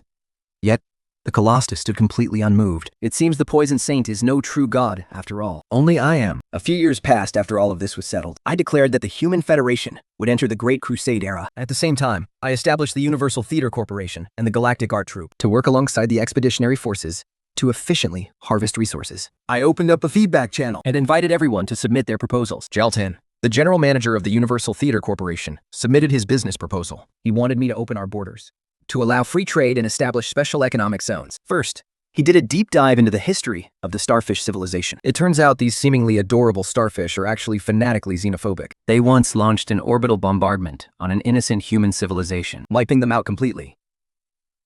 To address this, he proposed his first solution: build canning factories and power plants on the starfish homeworld. The starfish would be integrated into the power grid to generate energy, while also being processed into canned food to be sold across the galaxy. Reading his proposal, I couldn't help but sigh. Truly a capitalist to the core, but he was absolutely right. I approved all of it, immediately. At the end of his proposal, Zhao Tan wrote, "I believe death is not the end, nor should it be. In our rigid pawn set, once a heretic dies, they seemingly can no longer generate value. But the world shouldn't stop there. Why can't heretics keep working for us after they die? After seeing the galactic wonders you revealed to us, Supreme Leader, I am certain we can make this happen. Of course, I am not a scientist, so I don't know how long it would take to achieve. This is merely a humble suggestion. If you would consider it, Supreme Leader, I would be deeply honored. If we can pull this off, we can run a pilot program for this post-mortem employment center on our generator worlds first. Then, just like our starfish canning factory plan, we can draft eternal employment contracts and roll them out galaxy-wide." The signature at the bottom read, "Zhao Tian. Go fetch Zhao Tian. I want to talk to him." Hearing the order, Zhao Xiu quickly left. Watching this, the viewers were absolutely shocked. A post-death employment center? You seriously have to keep working even after you die? My God, is this a plan any actual human could come up with? They've literally lost the right to just die and be at peace. Thank goodness I'm a pure-blooded human. And this lifetime employment contract for eternity. What the hell is that? A cosmic megacorp? more like a cosmic crime syndicate. All I can say is, what an absurd matchmaking system. The Xenos matched in the same batch as Lin Mo are truly blessed. But the humans in the same batch who stay pure-blooded are also blessed. Yeah. It's such a pity for all our Dragon Nation players who sacrificed themselves back then to keep humans pure-blooded. If only they had been matched with Lin Mohen back then. And just like when Su Wanqing was in danger, Lin Mohen had descended from the heavens to save them. How wonderful would that have been? while waiting for Zhao Chan, I quietly opened the crisis shop to mass-produce battleships and Colossi as fast as possible. I had already spent all my previous deterrents to trade for resources. After blowing up a planet for the first time and completing a one-time achievement, the system rewarded me with another 100,000 deterrents. So I refreshed the level 5 crisis shop once more. unfortunately, I didn't get the synaptic lathe. The endless stream of Xenos sent from the generator worlds was actually meant for it. After all, the lathe is a technology exclusive to the Cosmogenesis path. Right now, I'm taking the Galactic Nemesis path. The difference between the two is very simple. With Cosmogenesis, you focus on tech and avoid war, while with Galactic Nemesis you command Colossia and Star Eaters, bombing the entire universe. As the 4th crisis, I naturally want to pursue both. Simply put, the synaptic lathe is a megastructure where you stuff the brains of Xenos inside as raw component. using their brains as organic processors for high-intensity calculations. It brings a massive leap in research and development. Eventually, it allows you to touch the deepest secrets of the universe. Even rewriting the value of pi or the laws of physics becomes effortless. But unfortunately, such game-breaking technology is likely not available in the Level 5 Crisis Shop. So I agreed to Zhou Chen's plan to build the post-death employment center. Actually, Zhao Tan's arrival was entirely orchestrated by me. Since I couldn't get my hands on the synaptic lathe for now, I directly exchanged my points for the delicious gene modding tech for starfish cans, along with necroid tech related to the post-death employment center. and I proposed the plan to build a cosmic megacorp. Which is how a talent like Jiatian was born. It's basically like I bought a machine, and the system sent someone over to install it for me. But of course, the viewers back on Blue Star had no way of knowing this. They genuinely thought the Human Coalition had just recruited a new genius. The Human Coalition spent an entire month preparing for the Great Crusade. They focused mainly on selecting talents and drawing up detailed plans. They wanted to conquer the entire galaxy as efficiently as possible. There is no need to rush things right now, without enough innate and acquired stellar constitutions. The results are simply worlds apart. Over the past month, under the Universal Megacorp, and under the General Manager's coordination, the Starfish Cannery has already produced the first batch of delicious, addictive canned starfish. Now, it is time to find a buyer. Meanwhile, our other plans are all progressing steadily. To ensure we have a righteous pretext for war, the Grand Marshal filled an entire notebook with reasons to declare war. For instance, excuses like, a citizen of our human federation went missing on your planet. This was my personal requirement for him. This made the Grand Marshal, who had finally managed to look young again thanks to the third-generation gene serum, age by several more years. Racking his brain in the middle of the night, he even wondered if he should just abdicate. But he knew this was his leader's way of training and nurturing him. They might not actually need a reason to declare war, but if he could think of an entire notebook full of reasons, his entire way of thinking would be transformed, allowing him to become an acquired stellar constitution in my eyes. This is the very goal that every citizen of the Human Federation is striving for. Those who cannot compete with the naturally gifted innate stellar constitutions have no choice but to study as diligently as the Grand Marshal. Only then will they have the right to showcase their talents in this galaxy. 1 month later, when I stepped onto the podium once again, facing the sky-blotting warships and 13 billion human compatriots, ready to deliver my mobilization speech to officially launch the Great Expedition, an unexpected turn of events occurred. Upon receiving the message, my brow furrowed slightly. Then, facing the 13 billion citizens, I spoke. Just moments ago, I received some infuriating news. Our science ship discovered several hideous heretics emerging from a mysterious wormhole. They were piloting the battleships they pride themselves on and sending threats through ship communications. They actually called us humanity, heretics, fellow humans. How do you think we should respond at a time like this? My words instantly ignited the entire Human Federation. I was answered by a unified, thunderous roar. Fight! Fight! Let me at them. Those heretics must have a death wish, calling humanity heretics. What absolute audacity. You people of the Dragon Kingdom really have double standards. If you look at it from the heretic's perspective, Lin Mohen is the actual heretic. So you admit you guys are the heretics? And we can't empathize with them even a single bit. Excellent. I can feel your fury and your resolve for war. According to the reports sent back by our intelligence officers, these heretics call themselves the Chosen Ones. And this is their very first time emerging from the wormhole? In other words, their home civilization lies deep inside that uncharted wormhole. Now that they have mastered wormhole technology, we currently have no way of knowing their level of technology or the exact size of their fleet. Because our quantum catapult is locked directly onto the wormhole's entrance, it cannot lock onto the interior of the wormhole. To prevent our scientists from sacrificing their lives in vain, we did not rashly send our fleet into the wormhole. Once we step into that wormhole galaxy, we'll be right in the nest of those hideous bugs. Even though we've conquered the stars and built galactic marvels like megastructures and colossus weapons, we have to admit that we've never truly prioritized wormhole technology. So, without knowing their true strength, we must charge blindly into that wormhole. We have to completely purge these heretics and seize their wormhole tech before we can ever return to this galaxy. This means our very first Great Crusade will be incredibly perilous. We might not even make it back. Will you back down? I ask them, dead serious. No retreat! Fight to the end! 13 billion citizens of the Human Federation roar in unison, a sound that shakes the very— In the Blue Star livestream chat. Wow, a wormhole civilization. Who knew such a terrifying existence lurked in the galaxy? Looks like the power of these heretics is nothing to sneeze at. Facing such a tough opponent on their very first Great Crusade? Talk about bad luck. Ooh, things are about to get interesting. Lin Mohen's fleet might seem terrifying to a single, ordinary civilization, but the galaxy is full of countless powerhouse empires. With such a puny force, Lin Mohen actually thinks he can pull off a Great Crusade? What a joke. The Sakara Nation viewers seem to have found a new coping mechanism, even though these chosen ones don't have a clue who they are. Meanwhile, in the Stellaris world, the atmosphere is electric. Excellent, what incredible spirit. You truly are the proud soldiers of my Human Federation. This time, I will charge right alongside you. Just like back in the Terra system. And on Earth, when I called on you to grab whatever weapons you could find and follow me, this time I won't just stand in the back and watch you brave the front lines alone. Because we share the same blood, we share the same glory, and we share the same shame. Let's sacrifice these heretics to consecrate our Great Crusade. As my words echo, 13 billion citizens of the Human Federation roar in response. Their battle spirit is unprecedented. Witnessing this scene, and seeing my absolute resolve. The Dragon Nation viewers on Blue Star are deeply moved. That familiar, thrilling feeling is back. It's just like when Lin Mohen led 4 billion pure-blood humans in a bloody war to purge those bastard heretics on Earth. Everything feels like it happened just yesterday. Vivid and unforgettable. 12 days on Blue Star is 12 years in the Stellaris universe. The transformation has been absolutely earth-shattering. Never before has a national fortune game reached such mind-blowing heights. And to think, it only took 12 years. Meanwhile, back in the Stellaris world, Let's make this quick. Soldiers of the Human Federation, hear my command. March with me.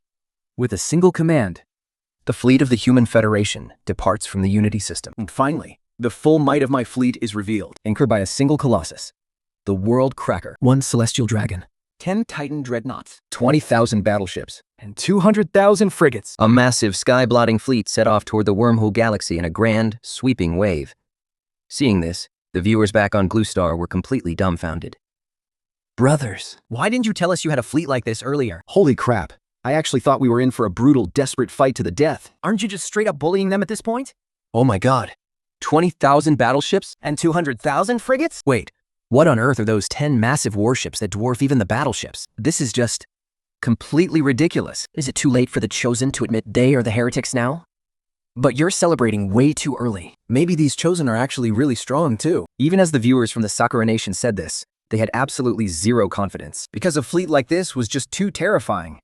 A sea of 200,000 frigates meant every single battleship had 10 frigates escorting it, and their planet-destroying Colossus weapon, the Earth Shatterer, would face absolutely no resistance. Lin Mohen's shipbuilding speed is just terrifying. No wonder he wanted to launch a great crusade. If it weren't for the lack of resources, He'd have way more than just this fleet by now. it's terrifying.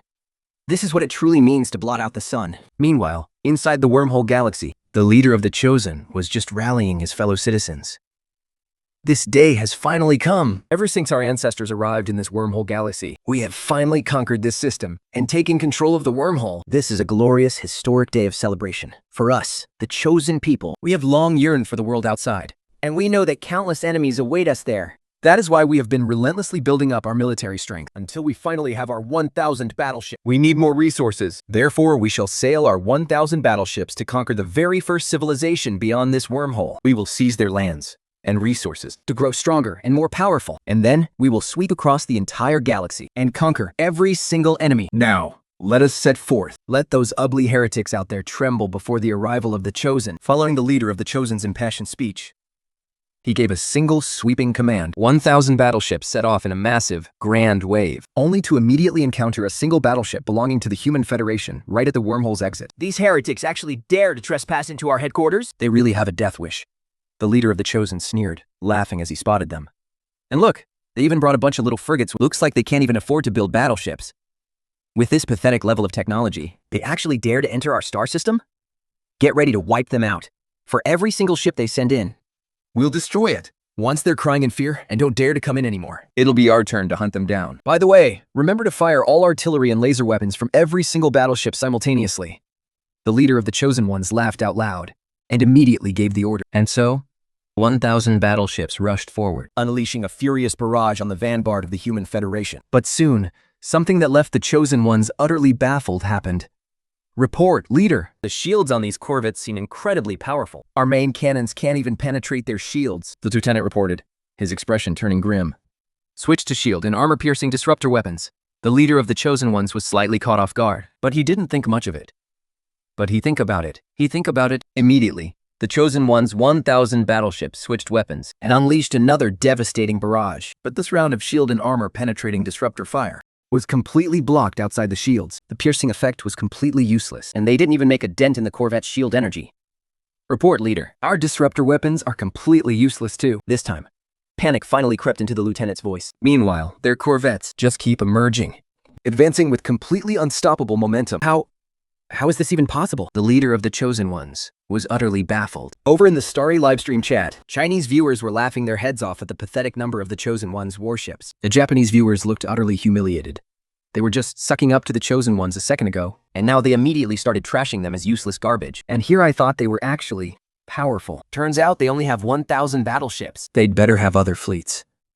By the way, is Lin Mohen's shield armor seriously this overpowered? The Chosen Ones are using battleships, but a combined barrage from 1,000 of them couldn't even scratch the energy shields of mere corvettes. Doesn't this mean Lin Mohen actually applied battleship-grade shield and armor technology to 200,000 corvettes? Holy crap, that's insanely extravagant. Are corvettes supposed to be built as cheaply as possible? Is it possible that, to Lin Mohen, this actually is the cheapest option? And have you guys noticed something else? Lin Mohen's fleet seems to be advancing a bit slowly, doesn't it? They clearly have jump drives and could warp in instantly with ease. But so far, only a little over 100 ships have actually shown up. That's so badass. You're so wicked. I love it. This first battleship probably detected the fleet size in the wormhole galaxy and did that on purpose. I can't wait to see the expression on the face of the Chosen Leader. I seriously can't wait to see the Chosen Leader's face in the Stellaris universe. Refusing to believe his eyes, the Chosen Leader continued to order. Their shields and armor must have a breaking point.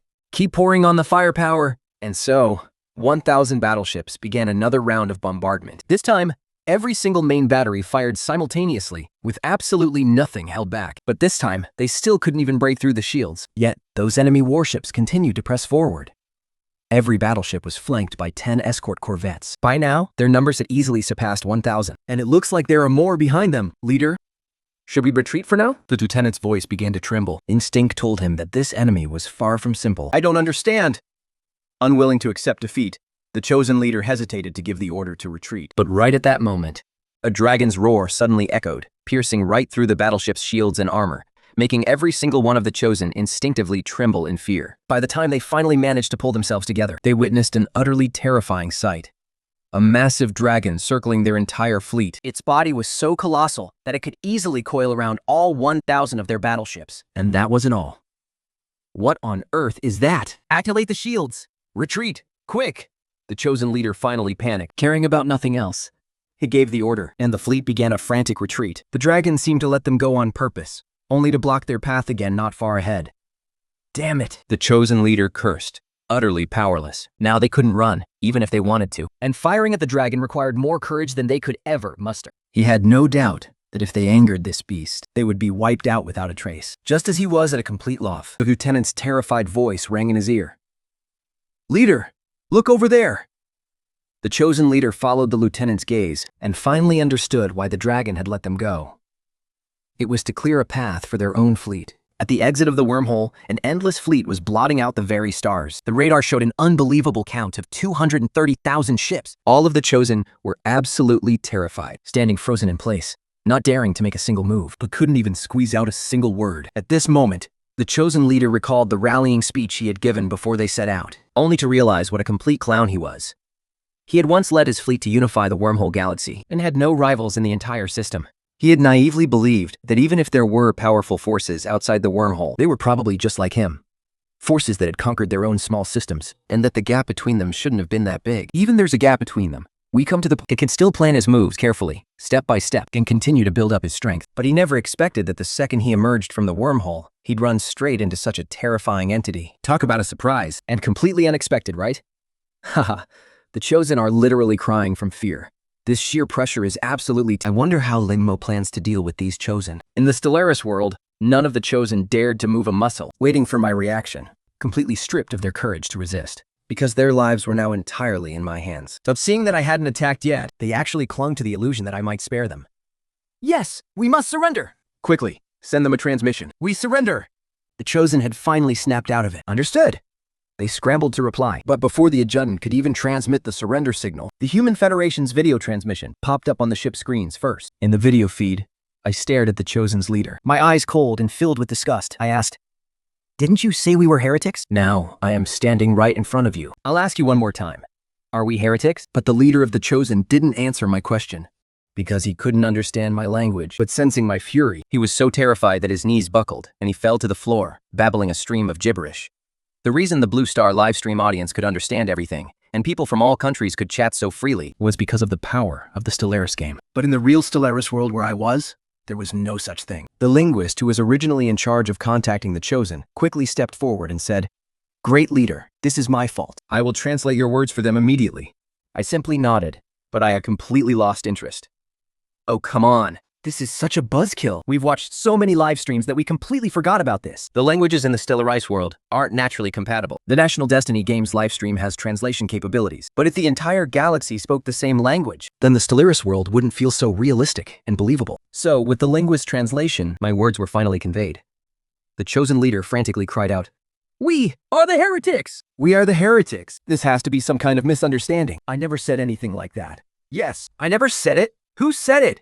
Go discipline my subordinates. Suddenly, the leader of the Techian civilization burst in, looking absolutely miserable. He didn't look like a leader at all. Killing them directly is too easy on them.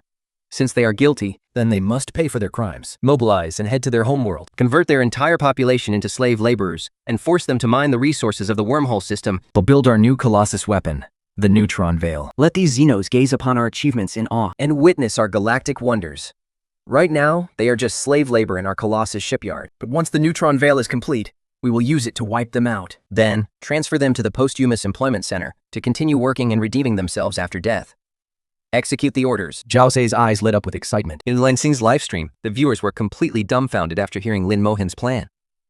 Holy crap, Lin Mohen is literally a living king of hell. this is truly a fate worse than death. To be forced to mine their own stellar resources as slaves? To build the very Colossus that will kill them with their own hands. And even after death, to be sent to the Posthumous Employment Center to keep working like draft animals. Just hearing it makes my skin crawl. But then again, they brought this on themselves. They could have said anything else, but they just had to call Lin Mohen and his people heretics. They truly have a death wish. Back in the world of Stellaris, Zhao Shi immediately went to execute my orders. Then, I called in our chief scientist, Ran Q, for a private talk. In the future, we will inevitably come into contact with all kinds of civilizations. When that time comes, language barriers will become a massive diplomatic obstacle. If we have to dispatch scientists to study the language of every single civilization, The efficiency would be far too low, and we wouldn't be able to instantly translate what their leaders are saying in real time. Indeed. Ran Q nodded in strong agreement. just as he was about to present his preliminary proposal, I cut in and spoke up. Can you imagine? When we first encounter a disgusting, hideous civilization, We won't even be able to immediately hurl the most venomous, filthy insults at them, in a way that those ugly freaks can fully understand. if you were a soldier on the front lines, wouldn't you find that incredibly frustrating? Especially now, as our great crusade has just begun. this matter is extremely urgent. Our soldiers on the front lines definitely need this. So, my requirement for you is to completely solve this problem in the upcoming next-generation gene therapy. If you don't know how to swear, Then go collect every venomous insult ever conceived against half-breed heretics. Remember, polite human greetings like, "Are your parents doing well?" must never be used on these half-breed heretics. the context just isn't right, I said with absolute seriousness. Understood, Ran 2 replied, his face a mix of shock and bizarre honor. Because, in a roundabout way, this was the first time the leader had ever used such vulgar language with him. In a sense, he was the only one among the 14 billion citizens of the Human Federation to receive this privilege. If he still had a mother, maybe she would feel deeply honored too. But that thought only flashed by for a split second, even thinking it was incredibly disrespectful to his mother. Meanwhile, the viewers in Nangsen's livestream who were eating or drinking almost choked on my words. Insane! That was a bit too raw, wasn't it? I almost forgot. Lin Mohen is born and raised in our dragon country. How could he not know how to drop our national essence curse words? Besides, only Ranq is here, no other citizens. He doesn't have to worry about setting a bad example. To tell you the truth, what Lin Mohen said actually makes a lot of sense. Seeing those heretics and not even being able to curse them out. What kind of ridiculous nonsense is that? Killing them is one thing, but if we can't even humiliate, mock, or curse them, Then killing them wouldn't even feel satisfying. Lin Mohen is the leader of the Human Union, so he can afford to be elegant. But the soldiers on the front lines of the Great Crusade would be bored and frustrated to death. it's rare to see Lin Mohen being so down to earth. Wait, isn't he usually down to earth enough? More like sending people straight to the underworld, okay? After Ranq accepted the orders and left, Zhao Si finished delegating the tasks and returned to my side. Just as we finished dealing with the Chosen Ones, I mobilized for the Great Crusade once again, officially deploying 1 Colossus Geocrocrack, 10 Titans, 20,000 battleships, and 200,000 corvettes. The fleet was split into 10 paths, with each Titan flagship escorted by 2,000 battleships and 20,000 corvettes. They carried a massive number of science ships, construction ships, and colony ships, along with troop transports, scientists, and soldiers, launching through the quantum catapult towards systems already mapped by our science vessels. And after the initial conquests, they would connect our territory into a single line. A trade route that allowed our Universal Megacorp's commerce to flow completely unobstructed, which also served as the tour route for the Galactic Art Troop, and so on. Among them, my home system of origin was the Terra system, 挖出一些乳精，我在两次试。 the Toaster 1 system, and the Wormhole system. Each of these had one fleet left behind to guard them. To defend home, These 4 fleets would only embark on their expedition once the second batch of warships was produced. Everything was going exactly according to my plan. At the same time, my crisis system updated. Crisis achievement completed. Successfully enslaved the special civilization, the Chosen Ones. Menace increased by 100,000. Total menace has broken through 500,000. Crisis level increased to level 6. Crisis shop upgraded to level 6. Current menace, 100,000 points. Redemptions from shop levels 1 to 4 are now virtually free, costing only 100 points. Refreshing the level 5 shop now has a 50% discount, and the production ratio of alloys and other resources has been boosted. Unlocked new product category, Ascension Perks. Each refresh offers 1 Ascension perk. Successfully purchasing an Ascension perk unlocks a brand new Menace template, which does not conflict with Become the Crisis. Brand new Menace template? My eyes lit up. This is definitely a great thing. This way, my methods of gaining menace can become much more diversified. However, this level 6 crisis shop is incredibly precious. And that is the real reason why I decided to launch this great crusade. Most of those garbage civilizations can only provide a measly 1,000 menace points. Occasionally you'll find a slightly stronger one, but even they only give 10,000 at most. As for special civilizations, they are simply too rare. Most of the famous ones are still too powerful for me to pick a fight with.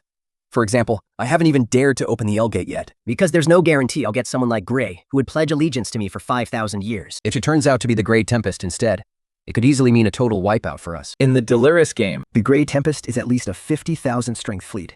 But 50,000 is just the game's algorithm. Now, this is the real universe of Stellaris. Based on my own fleet's projections, I estimate the Grey Tempest would have a fleet power of at least 500,000. With my current strength, I'm still nowhere near ready. In the level 6 crisis shop, refreshing costs 100,000 menace points. The synaptic lathe is 500,000 points, a colossal computing system and a massive reservoir. It uses an intricate web of cables, transistors, and life support pods to interconnect hundreds of millions of sentient beings, including organics and synthetics. The Star Eater is 500,000 points, a weapon that can trigger a stellar supernova and instantly obliterate an entire star system. It's a terrifying weapon. The Psionic Jump Drive is 200,000 points. It is a specialized psionic jump engine, which harnesses the psionic energy channeled by the crew to slip the ship through the very fabric of space, allowing it to instantly teleport across vast distances. The Juggernaut is 100,000 points, operating as a fully mobile and unprecedentedly massive starbase. The Juggernaut can elevate offensive operations to a whole new level. Seeing the Synaptic Lathe and the Star Eater was a thrilling surprise, but unfortunately, they cost 500,000 points each. Right now, I simply can't afford them. Even if I could afford to buy them, my current resources aren't enough to maintain them. Still, I'm in no hurry. What I need most right now is to acquire more menace points. I continued browsing the level 6 shop. This time, there are only 4 items in the level 6 shop, and that's because an Ascension perk has been added. Refreshing an Ascension perk costs 100,000 points. Mind over Matter is 500,000 points, and it unlocks the Psionic Ascension path. Only a tiny fraction of our inner potential has been tapped and utilized within our species. Only a select few individuals are currently capable of wielding psionic power. Sure enough, it's another 500,000. If this great crusade goes smoothly, I should be able to afford it. I'm not in a rush to buy from the level 6 shop anyway. The level 5 shop already has a 50% discount. For instance, a Colossus weapon of the World Cracker class is now a steal at just 5,000 points. I'm actually pretty pleased with that. The main difference between level 5 and level 6 is blowing up planets versus blowing up stars. At this stage, building a bunch of planet destroyers is more than enough. Shortly after, news came from the front lines. An elven civilization has been discovered. This entire civilization consists of asexual females who worship a towering sacred tree and possess mystical psionic powers. Their high priestess can even step into the cold void with her physical body, single-handedly destroying an entire research vessel. The expeditionary force views them as a tribute, a grand gift to be presented to me. But I didn't know how to make them submit willingly. Fortunately, I refreshed the level 5 shop to roll the Chosen One trait, the Global Pacifier Colossus, and the Divine Enforcer Colossus, the latter of which fires a psionic ray that can forcibly convert their beliefs. I redeemed them all, instantly activating the power of the Chosen One. A massive wave of psionic energy surged into my body, allowing my physical form to step directly into the void. With the mere release of my psionic pressure, I crushed a corvette, and then obliterated a battleship. Without a psionic shield for protection, they are as flimsy as paper mache in the face of raw psionic power. If they don't have a psionic shield, I can easily bypass their armor and shields to assassinate the crew directly, or instantly teleport inside the vessel to hijack it. Psionic power is divided into a strict hierarchy. At 0 are the High Overlords, like the Whisperer in the Void, and the End of the Cycle. Below them, at 0.5, are the Grand Overlords, like the Instrument of Desire, the Composer of Strands, and others. Then, at T1, we have the Lesser Overlords. This includes the Eater of Worlds, and I'm the Golden Illusionist. At T2 are the Chosen One and the Divine Arbiter. At T3 are the Psionic Envoys. At T4 and at T5 are the Psionic Initiates. As for me, I am the strongest person right below the TT2 Overlords, and I have bestowed the power of a T3 Psionic Envoy. With her new power, Suan-Ken crushed a moon-sized satellite into dust without triggering a single shockwave. Her psionic energy perfectly contained the entire explosion. I could easily blow up the moon, too. Hey, the moon doesn't belong to you. Going online, I ordered Suan-Ken to assemble the Divine Enforcer Colossus, while I rode my Sky Dragon straight toward the Elven civilization. After I bestowed the power of a psionic envoy upon the Sky Dragon, its speed skyrocketed. In the blink of an eye, we arrived. I used my psionic power to mask our presence and observe their sacred tree. That was when I discovered the shocking truth. The sacred tree is actually an ownerless evolutionary device and energy converter. It draws the absolute purest psionic energy directly from the shroud, while completely shutting out any chaotic or violent psionic forces. Once enough energy accumulates, it condenses into a physical form, birthing a new elf. But because these newborn elves are so incredibly pure, they reject all other forms of psionic energy. As a result, their growth is agonizingly slow. For ages, the elves have been searching the shroud for a god who can help them break through their physical shackles, but they have failed, time and time again. Well, in that case, why don't I just become their god? I unleashed the massive psionic energy of the Imperial Chosen. Instantly, the entire elven civilization began to tremble. Do you desire power? My voice echoed inside the minds of every single elf. As the fourth disaster, I can grant you absolute strength, but in return, you must worship me and follow me blindly. If you agree, I will place a brand upon your very souls. The moment you even think of betraying me, I will know. The High Priestess did not hesitate for a second. She immediately accepted my term. The elves willingly opened up their souls to me, and one by one, I branded my mark deep into the soul of every single elf. Afterward, I bound and refined the sacred tree, explaining the truth to them. This sacred tree gave you life, but it has also chained you.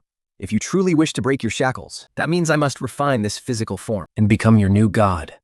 From now on, I am your sanctuary. Wherever I stand, that is your home. The High Priest, Jiayu, bowed deeply. From this day forth, you are our deity, our sanctuary, our home. No matter where we are in the Sea of Stars, wherever you reside will forever be the eternal homeland of the Elven civilization. 100 million beams of light intertwined, and the power of faith surged into my body. The sacred tree was refined. My psionic power surged dramatically. Everyone present, including the scientist Wan Yao, was left completely stunned. Then, Jiayu asked a critical question. Now that the sacred tree has fused with you, what will happen to our population? In the past, new elves were born by praying to the sacred tree. Yu Yao stepped forward from the side. You can refer to how humans Produce. Our Lord is now your sacred tree. But he is also a man.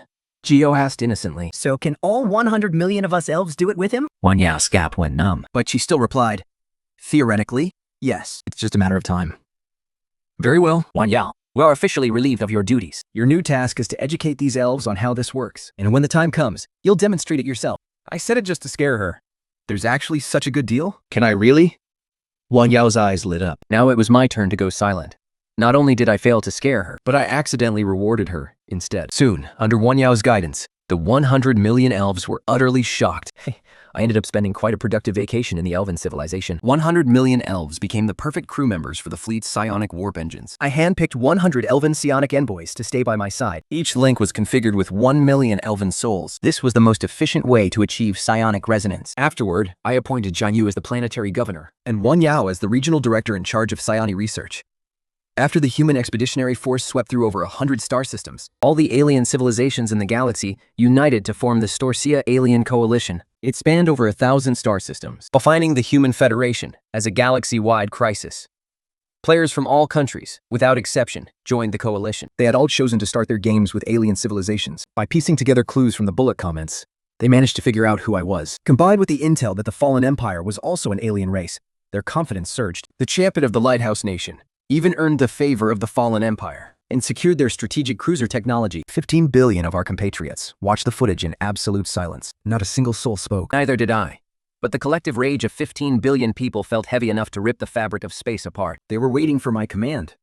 Many of you are veterans who fought by my side to carve our way out of the Terra system. 15 years ago, Earth was overrun by 4 billion crossbred heretics. Back then, humanity was weak. I ordered you to grab whatever weapon you could lay your hands on and follow me into battle. And back then, you didn't show a single shred of fear. Now we have 15 billion compatriots standing with us. We have strategic battleships, titans, megastructures, and colossus weapons.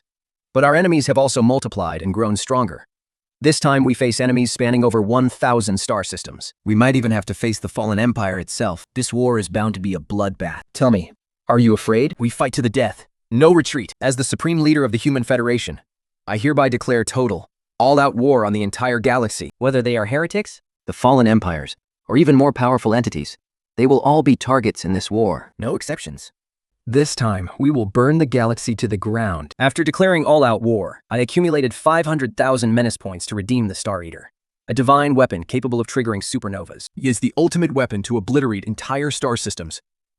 At the same time, I unlocked an ascension perk to begin the psionic ascension path. With this psionic breakthrough, I transcended directly into a minor demigod. Next, I redeemed the synaptic lathe, hooking up the brains of billions of heretics from our generator worlds to build a massive supercomputing network. This triggered a monumental leap in our research speed. For the second phase of the Great Crusade, I split my forces into 3 separate routes. The Grand Marshal led the main fleet's frontal assault, personally commanding our divine enforcer Colossus. For civilizations ripe for conquest, we brainwashed their souls, while our megacorp's trade fleets used canned starfish to completely collapse the enemy's economy. The Galactic Tar Troop toured the galaxy, bringing along the Ether Drake and the World Cracker. First, to spread the art of the Human Federation.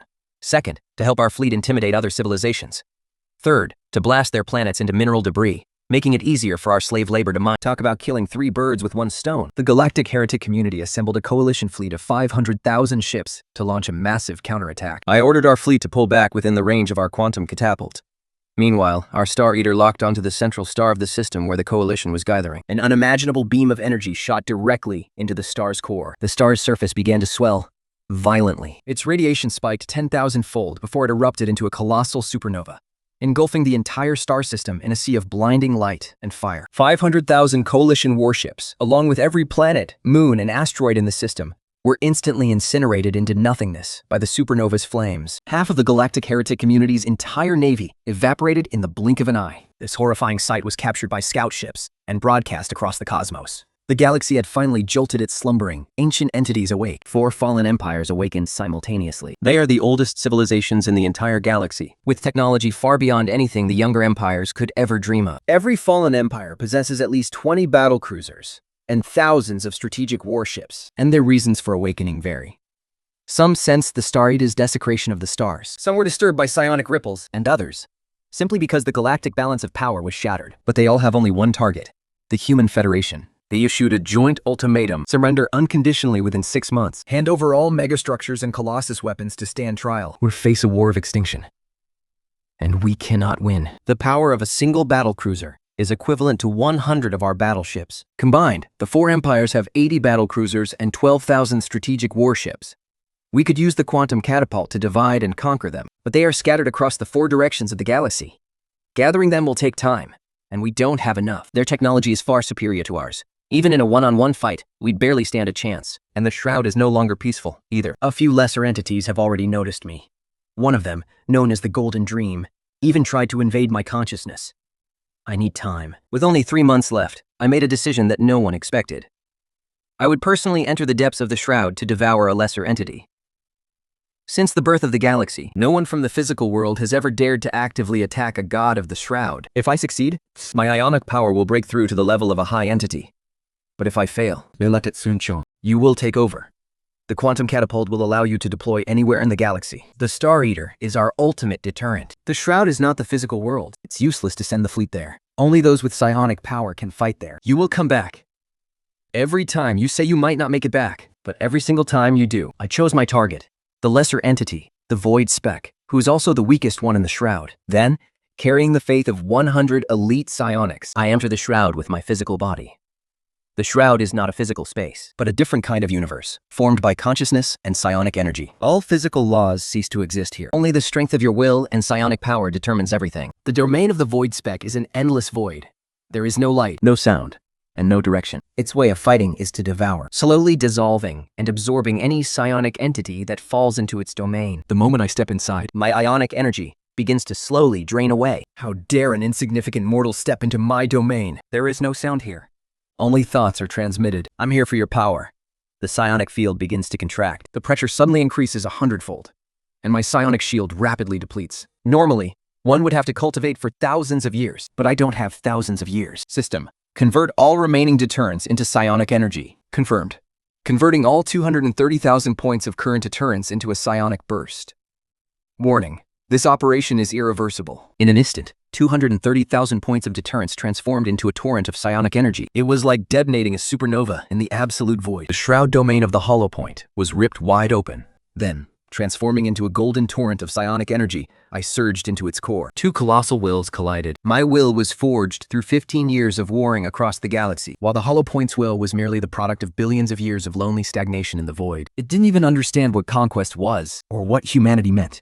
And that became its fatal weakness. I weaponized my 15 years of memories into a crystalline spear, containing the roar of Earth's very first declaration of war. The sheer awe of 10,000 corvettes lining up, the blue glare of the quantum slingshot ripping through space, and the magnificent sight of planets shattering under world-cracking strikes, and the earth-shaking shock of 15 billion humans fighting to the death, refusing to retreat an inch. To a being that had never experienced a single emotion, these were weapons it could never comprehend and could never defend against. The void collapsed, and psionic energy flooded into my body like a cataclysmic deluge. And with that, I devoured a minor patron. 3 months later, I returned. My psionic power had broken through, approaching the level of a greater patron. The entire shroud trembled because of me. The other minor patrons hastily pulled back their domains, and even the greater patrons began to grow wary. Meanwhile, Suanqing had held the line during my absence, using the quantum slingshot to recall our main fleet for defense, and ordering the expeditionary force to consolidate their front lines. However, the remnants of the community on the other side of the galaxy seized the opportunity to strike back. Reclaiming dozens of star systems, the fallen empires had finished mobilizing. With only 3 months left of their ultimatum, I addressed all of humanity. I am back, and I brought back something good. I was gone for 3 months. In those 3 months, I did rather thing. I killed a god, a patron of the shroud, one of those entities worshipped as gods by countless civilizations. I devoured one of them with my own hands. From this day on, I am the god of the shroud. Right now, 4 fallen empires are closing in. They gave us a 6-month deadline to surrender. And now, only 3 months remain. My answer to them is simple. They are not worthy. For 3 months, I worked tirelessly, devouring the psionic energy of minor patrons to mass-produce 1,000 psionic jump drives, equipping every Titan-class warship with a psionic jump drive, and transforming the Shroud domain of the Hollow Point into the Human Union's psionic fortress. This fortress will intercept Shroud invasions. Our synaptic link is fully operational, utilizing a supercomputing network of billions of human brains to break through psionic shield technologies, allowing us to not only withstand physical attacks, but also shield the entire planet from psionic intrusion. We have completed the 4th-generation gene therapy, extending human lifespans by 2,000 years, and granting everyone a baseline level of 3 months later. The Commonwealth's war machine reached its absolute peak. 30,000 battleships, fully equipped with psionic shields and zero-point reactors. 50 Titans, armed with psionic jump drives. 3 quantum catapults covering 3 directions of the galaxy. And 2 Star Eaters. 5 World Crackers. 1 Divine Enforcer. And 1 Ether Drake. 1,000 psionic warriors. 15 billion iron-willed Commonwealth citizens. And a chosen army with power rivaling the Grand Overlord itself. Soon, the Fallen Empire Coalition arrived, exactly as expected. 4 fleets, closing in from all 4 corners of the galaxy. A total of 80 battlecruisers and 12,000 battleships. Their technology was still superior to ours. The gap had shrunk drastically. I chose a divide-and-conquer strategy, using the quantum catapults to instantly warp our entire main force right in front of the nearest fallen empire. 30,000 against 3,000. Pure numerical dominance. The first fallen empire was completely crushed within 6 hours. Our ionic shields drastically reduced our losses. Focused arc emitters completely penetrated their shields, striking their hulls directly and bypassing the heavy armor they were so proud of. Taking the field myself, I used my psionic power to tear apart the shields of 3 battlecruisers. I blinked straight into the command flagship and single-handedly decapitated their governor. The first Fallen Empire's fleet was completely wiped out. The quantum catapults fired up again, warping us right to the second Fallen Empire. They scattered their fleet to avoid being wiped out all at once, but our ionic jump drives gave us maneuverability far superior to theirs. Our 50 Titans split into 10 groups to hunt them down. Each group, paired with 3,000 battleships, wiped them out in just 2 days. The third Fallen Empire tried to retreat, but our Star Eaters were already locked onto their home star. Surrender or perish. Unsurprisingly, they chose to surrender. The fourth was the Holy Guardians. Armed with psionic tech and their own divine enforcer, they worshipped the Grand Overlord of the Shroud. This battle was the most brutal of all. We fought on 2 fronts, in the Shroud and in reality. The Holy Guardians' psionic warriors clashed with our psionic masters, while our Titans waged a brutal war in physical space. We lost 5,000 battleships and 300 psionic masters. It was my heaviest loss in 15 years. But I personally shattered the psionic core of their high priest, a chosen champion of their god. Stripped of their psionic support, their fleet collapsed instantly. The Galactic War had lasted for just 1 month. 3 fallen empires were completely wiped out. 1 surrendered, The Commonwealth secured their entire technological legacy. Just when everyone thought the galaxy was ours to rule, The true crisis arrived. on the edge of the galaxy, massive wormholes tore through space. Outpoured countless fleets made entirely of gray nanites. They had no commander, No consciousness. only a single program: devour all matter and replicate. For every ship they devoured, they spawned more. For every planet they consumed, they birthed an entire fleet. The first wave alone, 500,000 ships. And their numbers are growing exponentially. The remnants of the galactic community on the Outer Rim were the first to bear the brunt. Within 3 days, they were completely devoured. The alien civilizations that once threatened to eradicate the human commonwealth were as fragile as paper in the face of a true galactic crisis. The nanite swarm has no emotion. No fear, no desire. They don't accept surrender. They don't comprehend threats. They won't negotiate. They only do one thing. And that is devour. I immediately called an emergency military conference. The Star Eater can destroy star systems, but the nanites are scattered across the entire galactic rim. There is no centralized target. Josh's analysis showed that ionic energy is useless against them. They have no consciousness. No soul. Beside her, Jayu added. Not only that, their replication speed far outpaces our annihilation rate. 6 months from now, The number of nanites will exceed 10 million. what if we use world crackers to purge the infected star systems one by one? Xuanqing proposed. No, we can't just blow up half the galaxy. Everyone fell silent. I stood alone in front of the command center's floor-to-ceiling windows, staring out at the vast sea of stars. Conventional methods won't work. The only solution is to find the original source code deep within the wormhole. The very first nanite. And rewrite it. Although the nanite storm seems chaotic, there must be a source. But to traverse the wormhole and reach their birthplace, we'll need protection stronger than any starship and destructive power greater than any weapon. Suddenly, the crisis system flashed a new notification.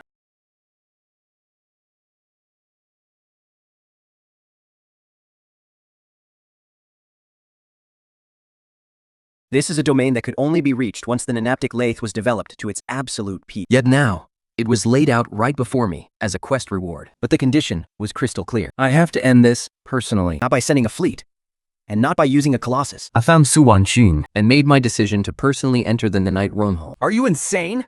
That's the heart of the nanite hive. I have a psionic shield. The nanites can't devour me. Psionic shielding. And I don't need to fight the entire swarm. I just need to find the source and rewrite it. I told him to prepare for the absolute worst. If I don't make it back, Xuanqing will take over as supreme leader. the quantum slingshot, the sky-birding weapon, she will have full command over all fleets. With that, I threw myself into the void, flying alone straight into the heart of the gray swarm. I've deployed 100 layers of my prism shield. Every single layer is strong enough to withstand a full volley from a strategic cruiser. This is the power I unlocked after devouring the Lesser Overlord. At the wormhole entrance, the gray swarm is so dense it blocks out all light. Countless gray nanoparticles are writhing like living creatures. Sensing my approach, they begin to swarm frantically. My shields start to corrode, so I accelerate, charging straight into the wormhole. Inside, space-time is completely warped. There is no up or down, no sense of direction, only an endless, suffocating gray. The gray swarm has built a massive network here. Every single nanomycian acts as a node. Sharing information, resources, and targets. I use my ionic senses to search for the source. Finally, I find it at a fold in space-time, deep within the wormhole. It's a sphere, barely 1 meter in diameter, floating in the void. Its surface gleams with a strange silver luster. Unlike the dull, rocky gray of the rest of the swarm. This is the original source code, the very first nanobot. As I draw closer, It senses the threat.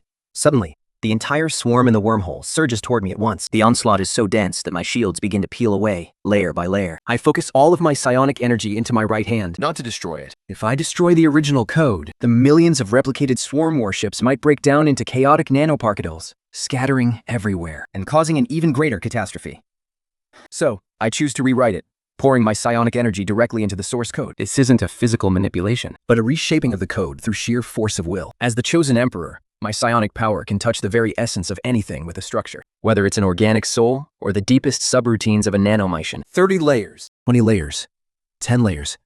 I rewrite the core directive, changing it from devouring all matter And replicating itself. to cease, reclaim, and reset to 0. At the exact moment my final shield shatters, The rewrite is complete.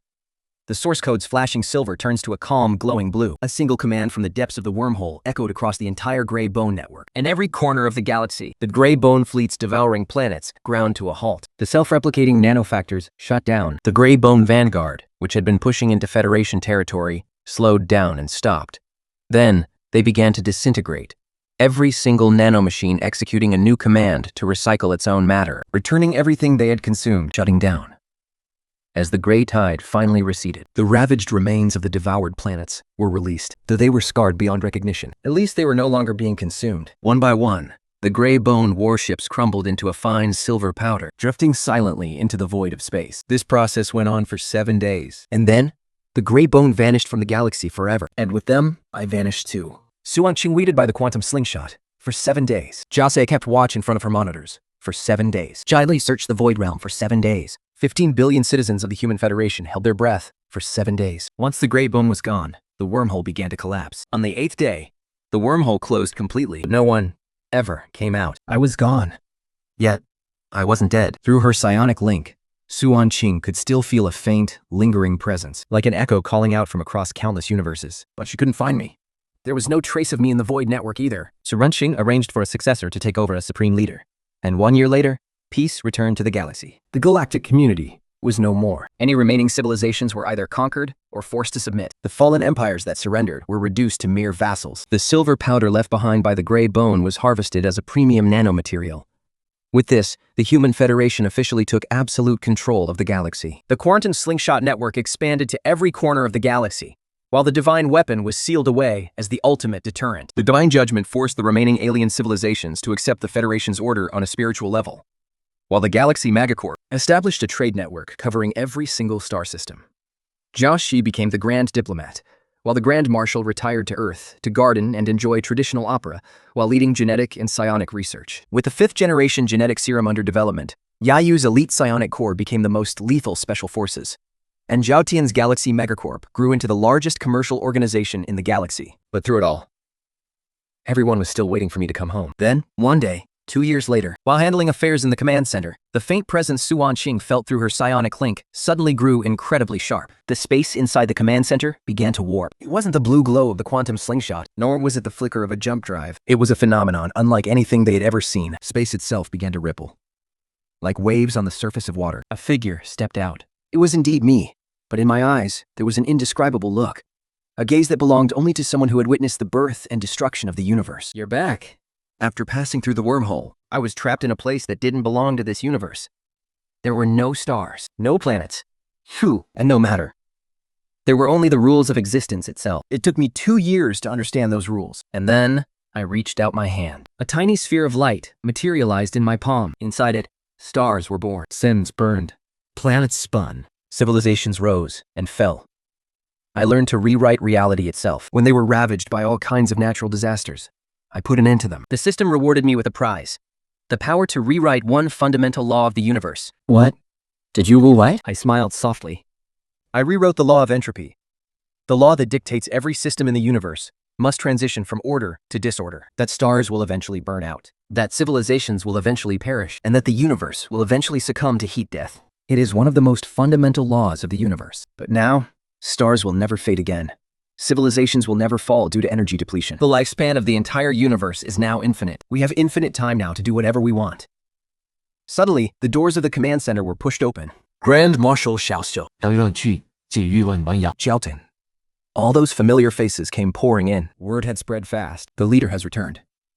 The communication channels exploded. The cheers of 15 billion compatriots echoed from every corner of the galaxy. As I stood among them, I remembered 15 years ago, standing alone on the ruins of Earth, facing 4 billion enemies. I remembered the first time 10,000 frigates lined up in battle formation. I remembered Zhao Shi's tears when he crossed a star sea of 10 years just to find me.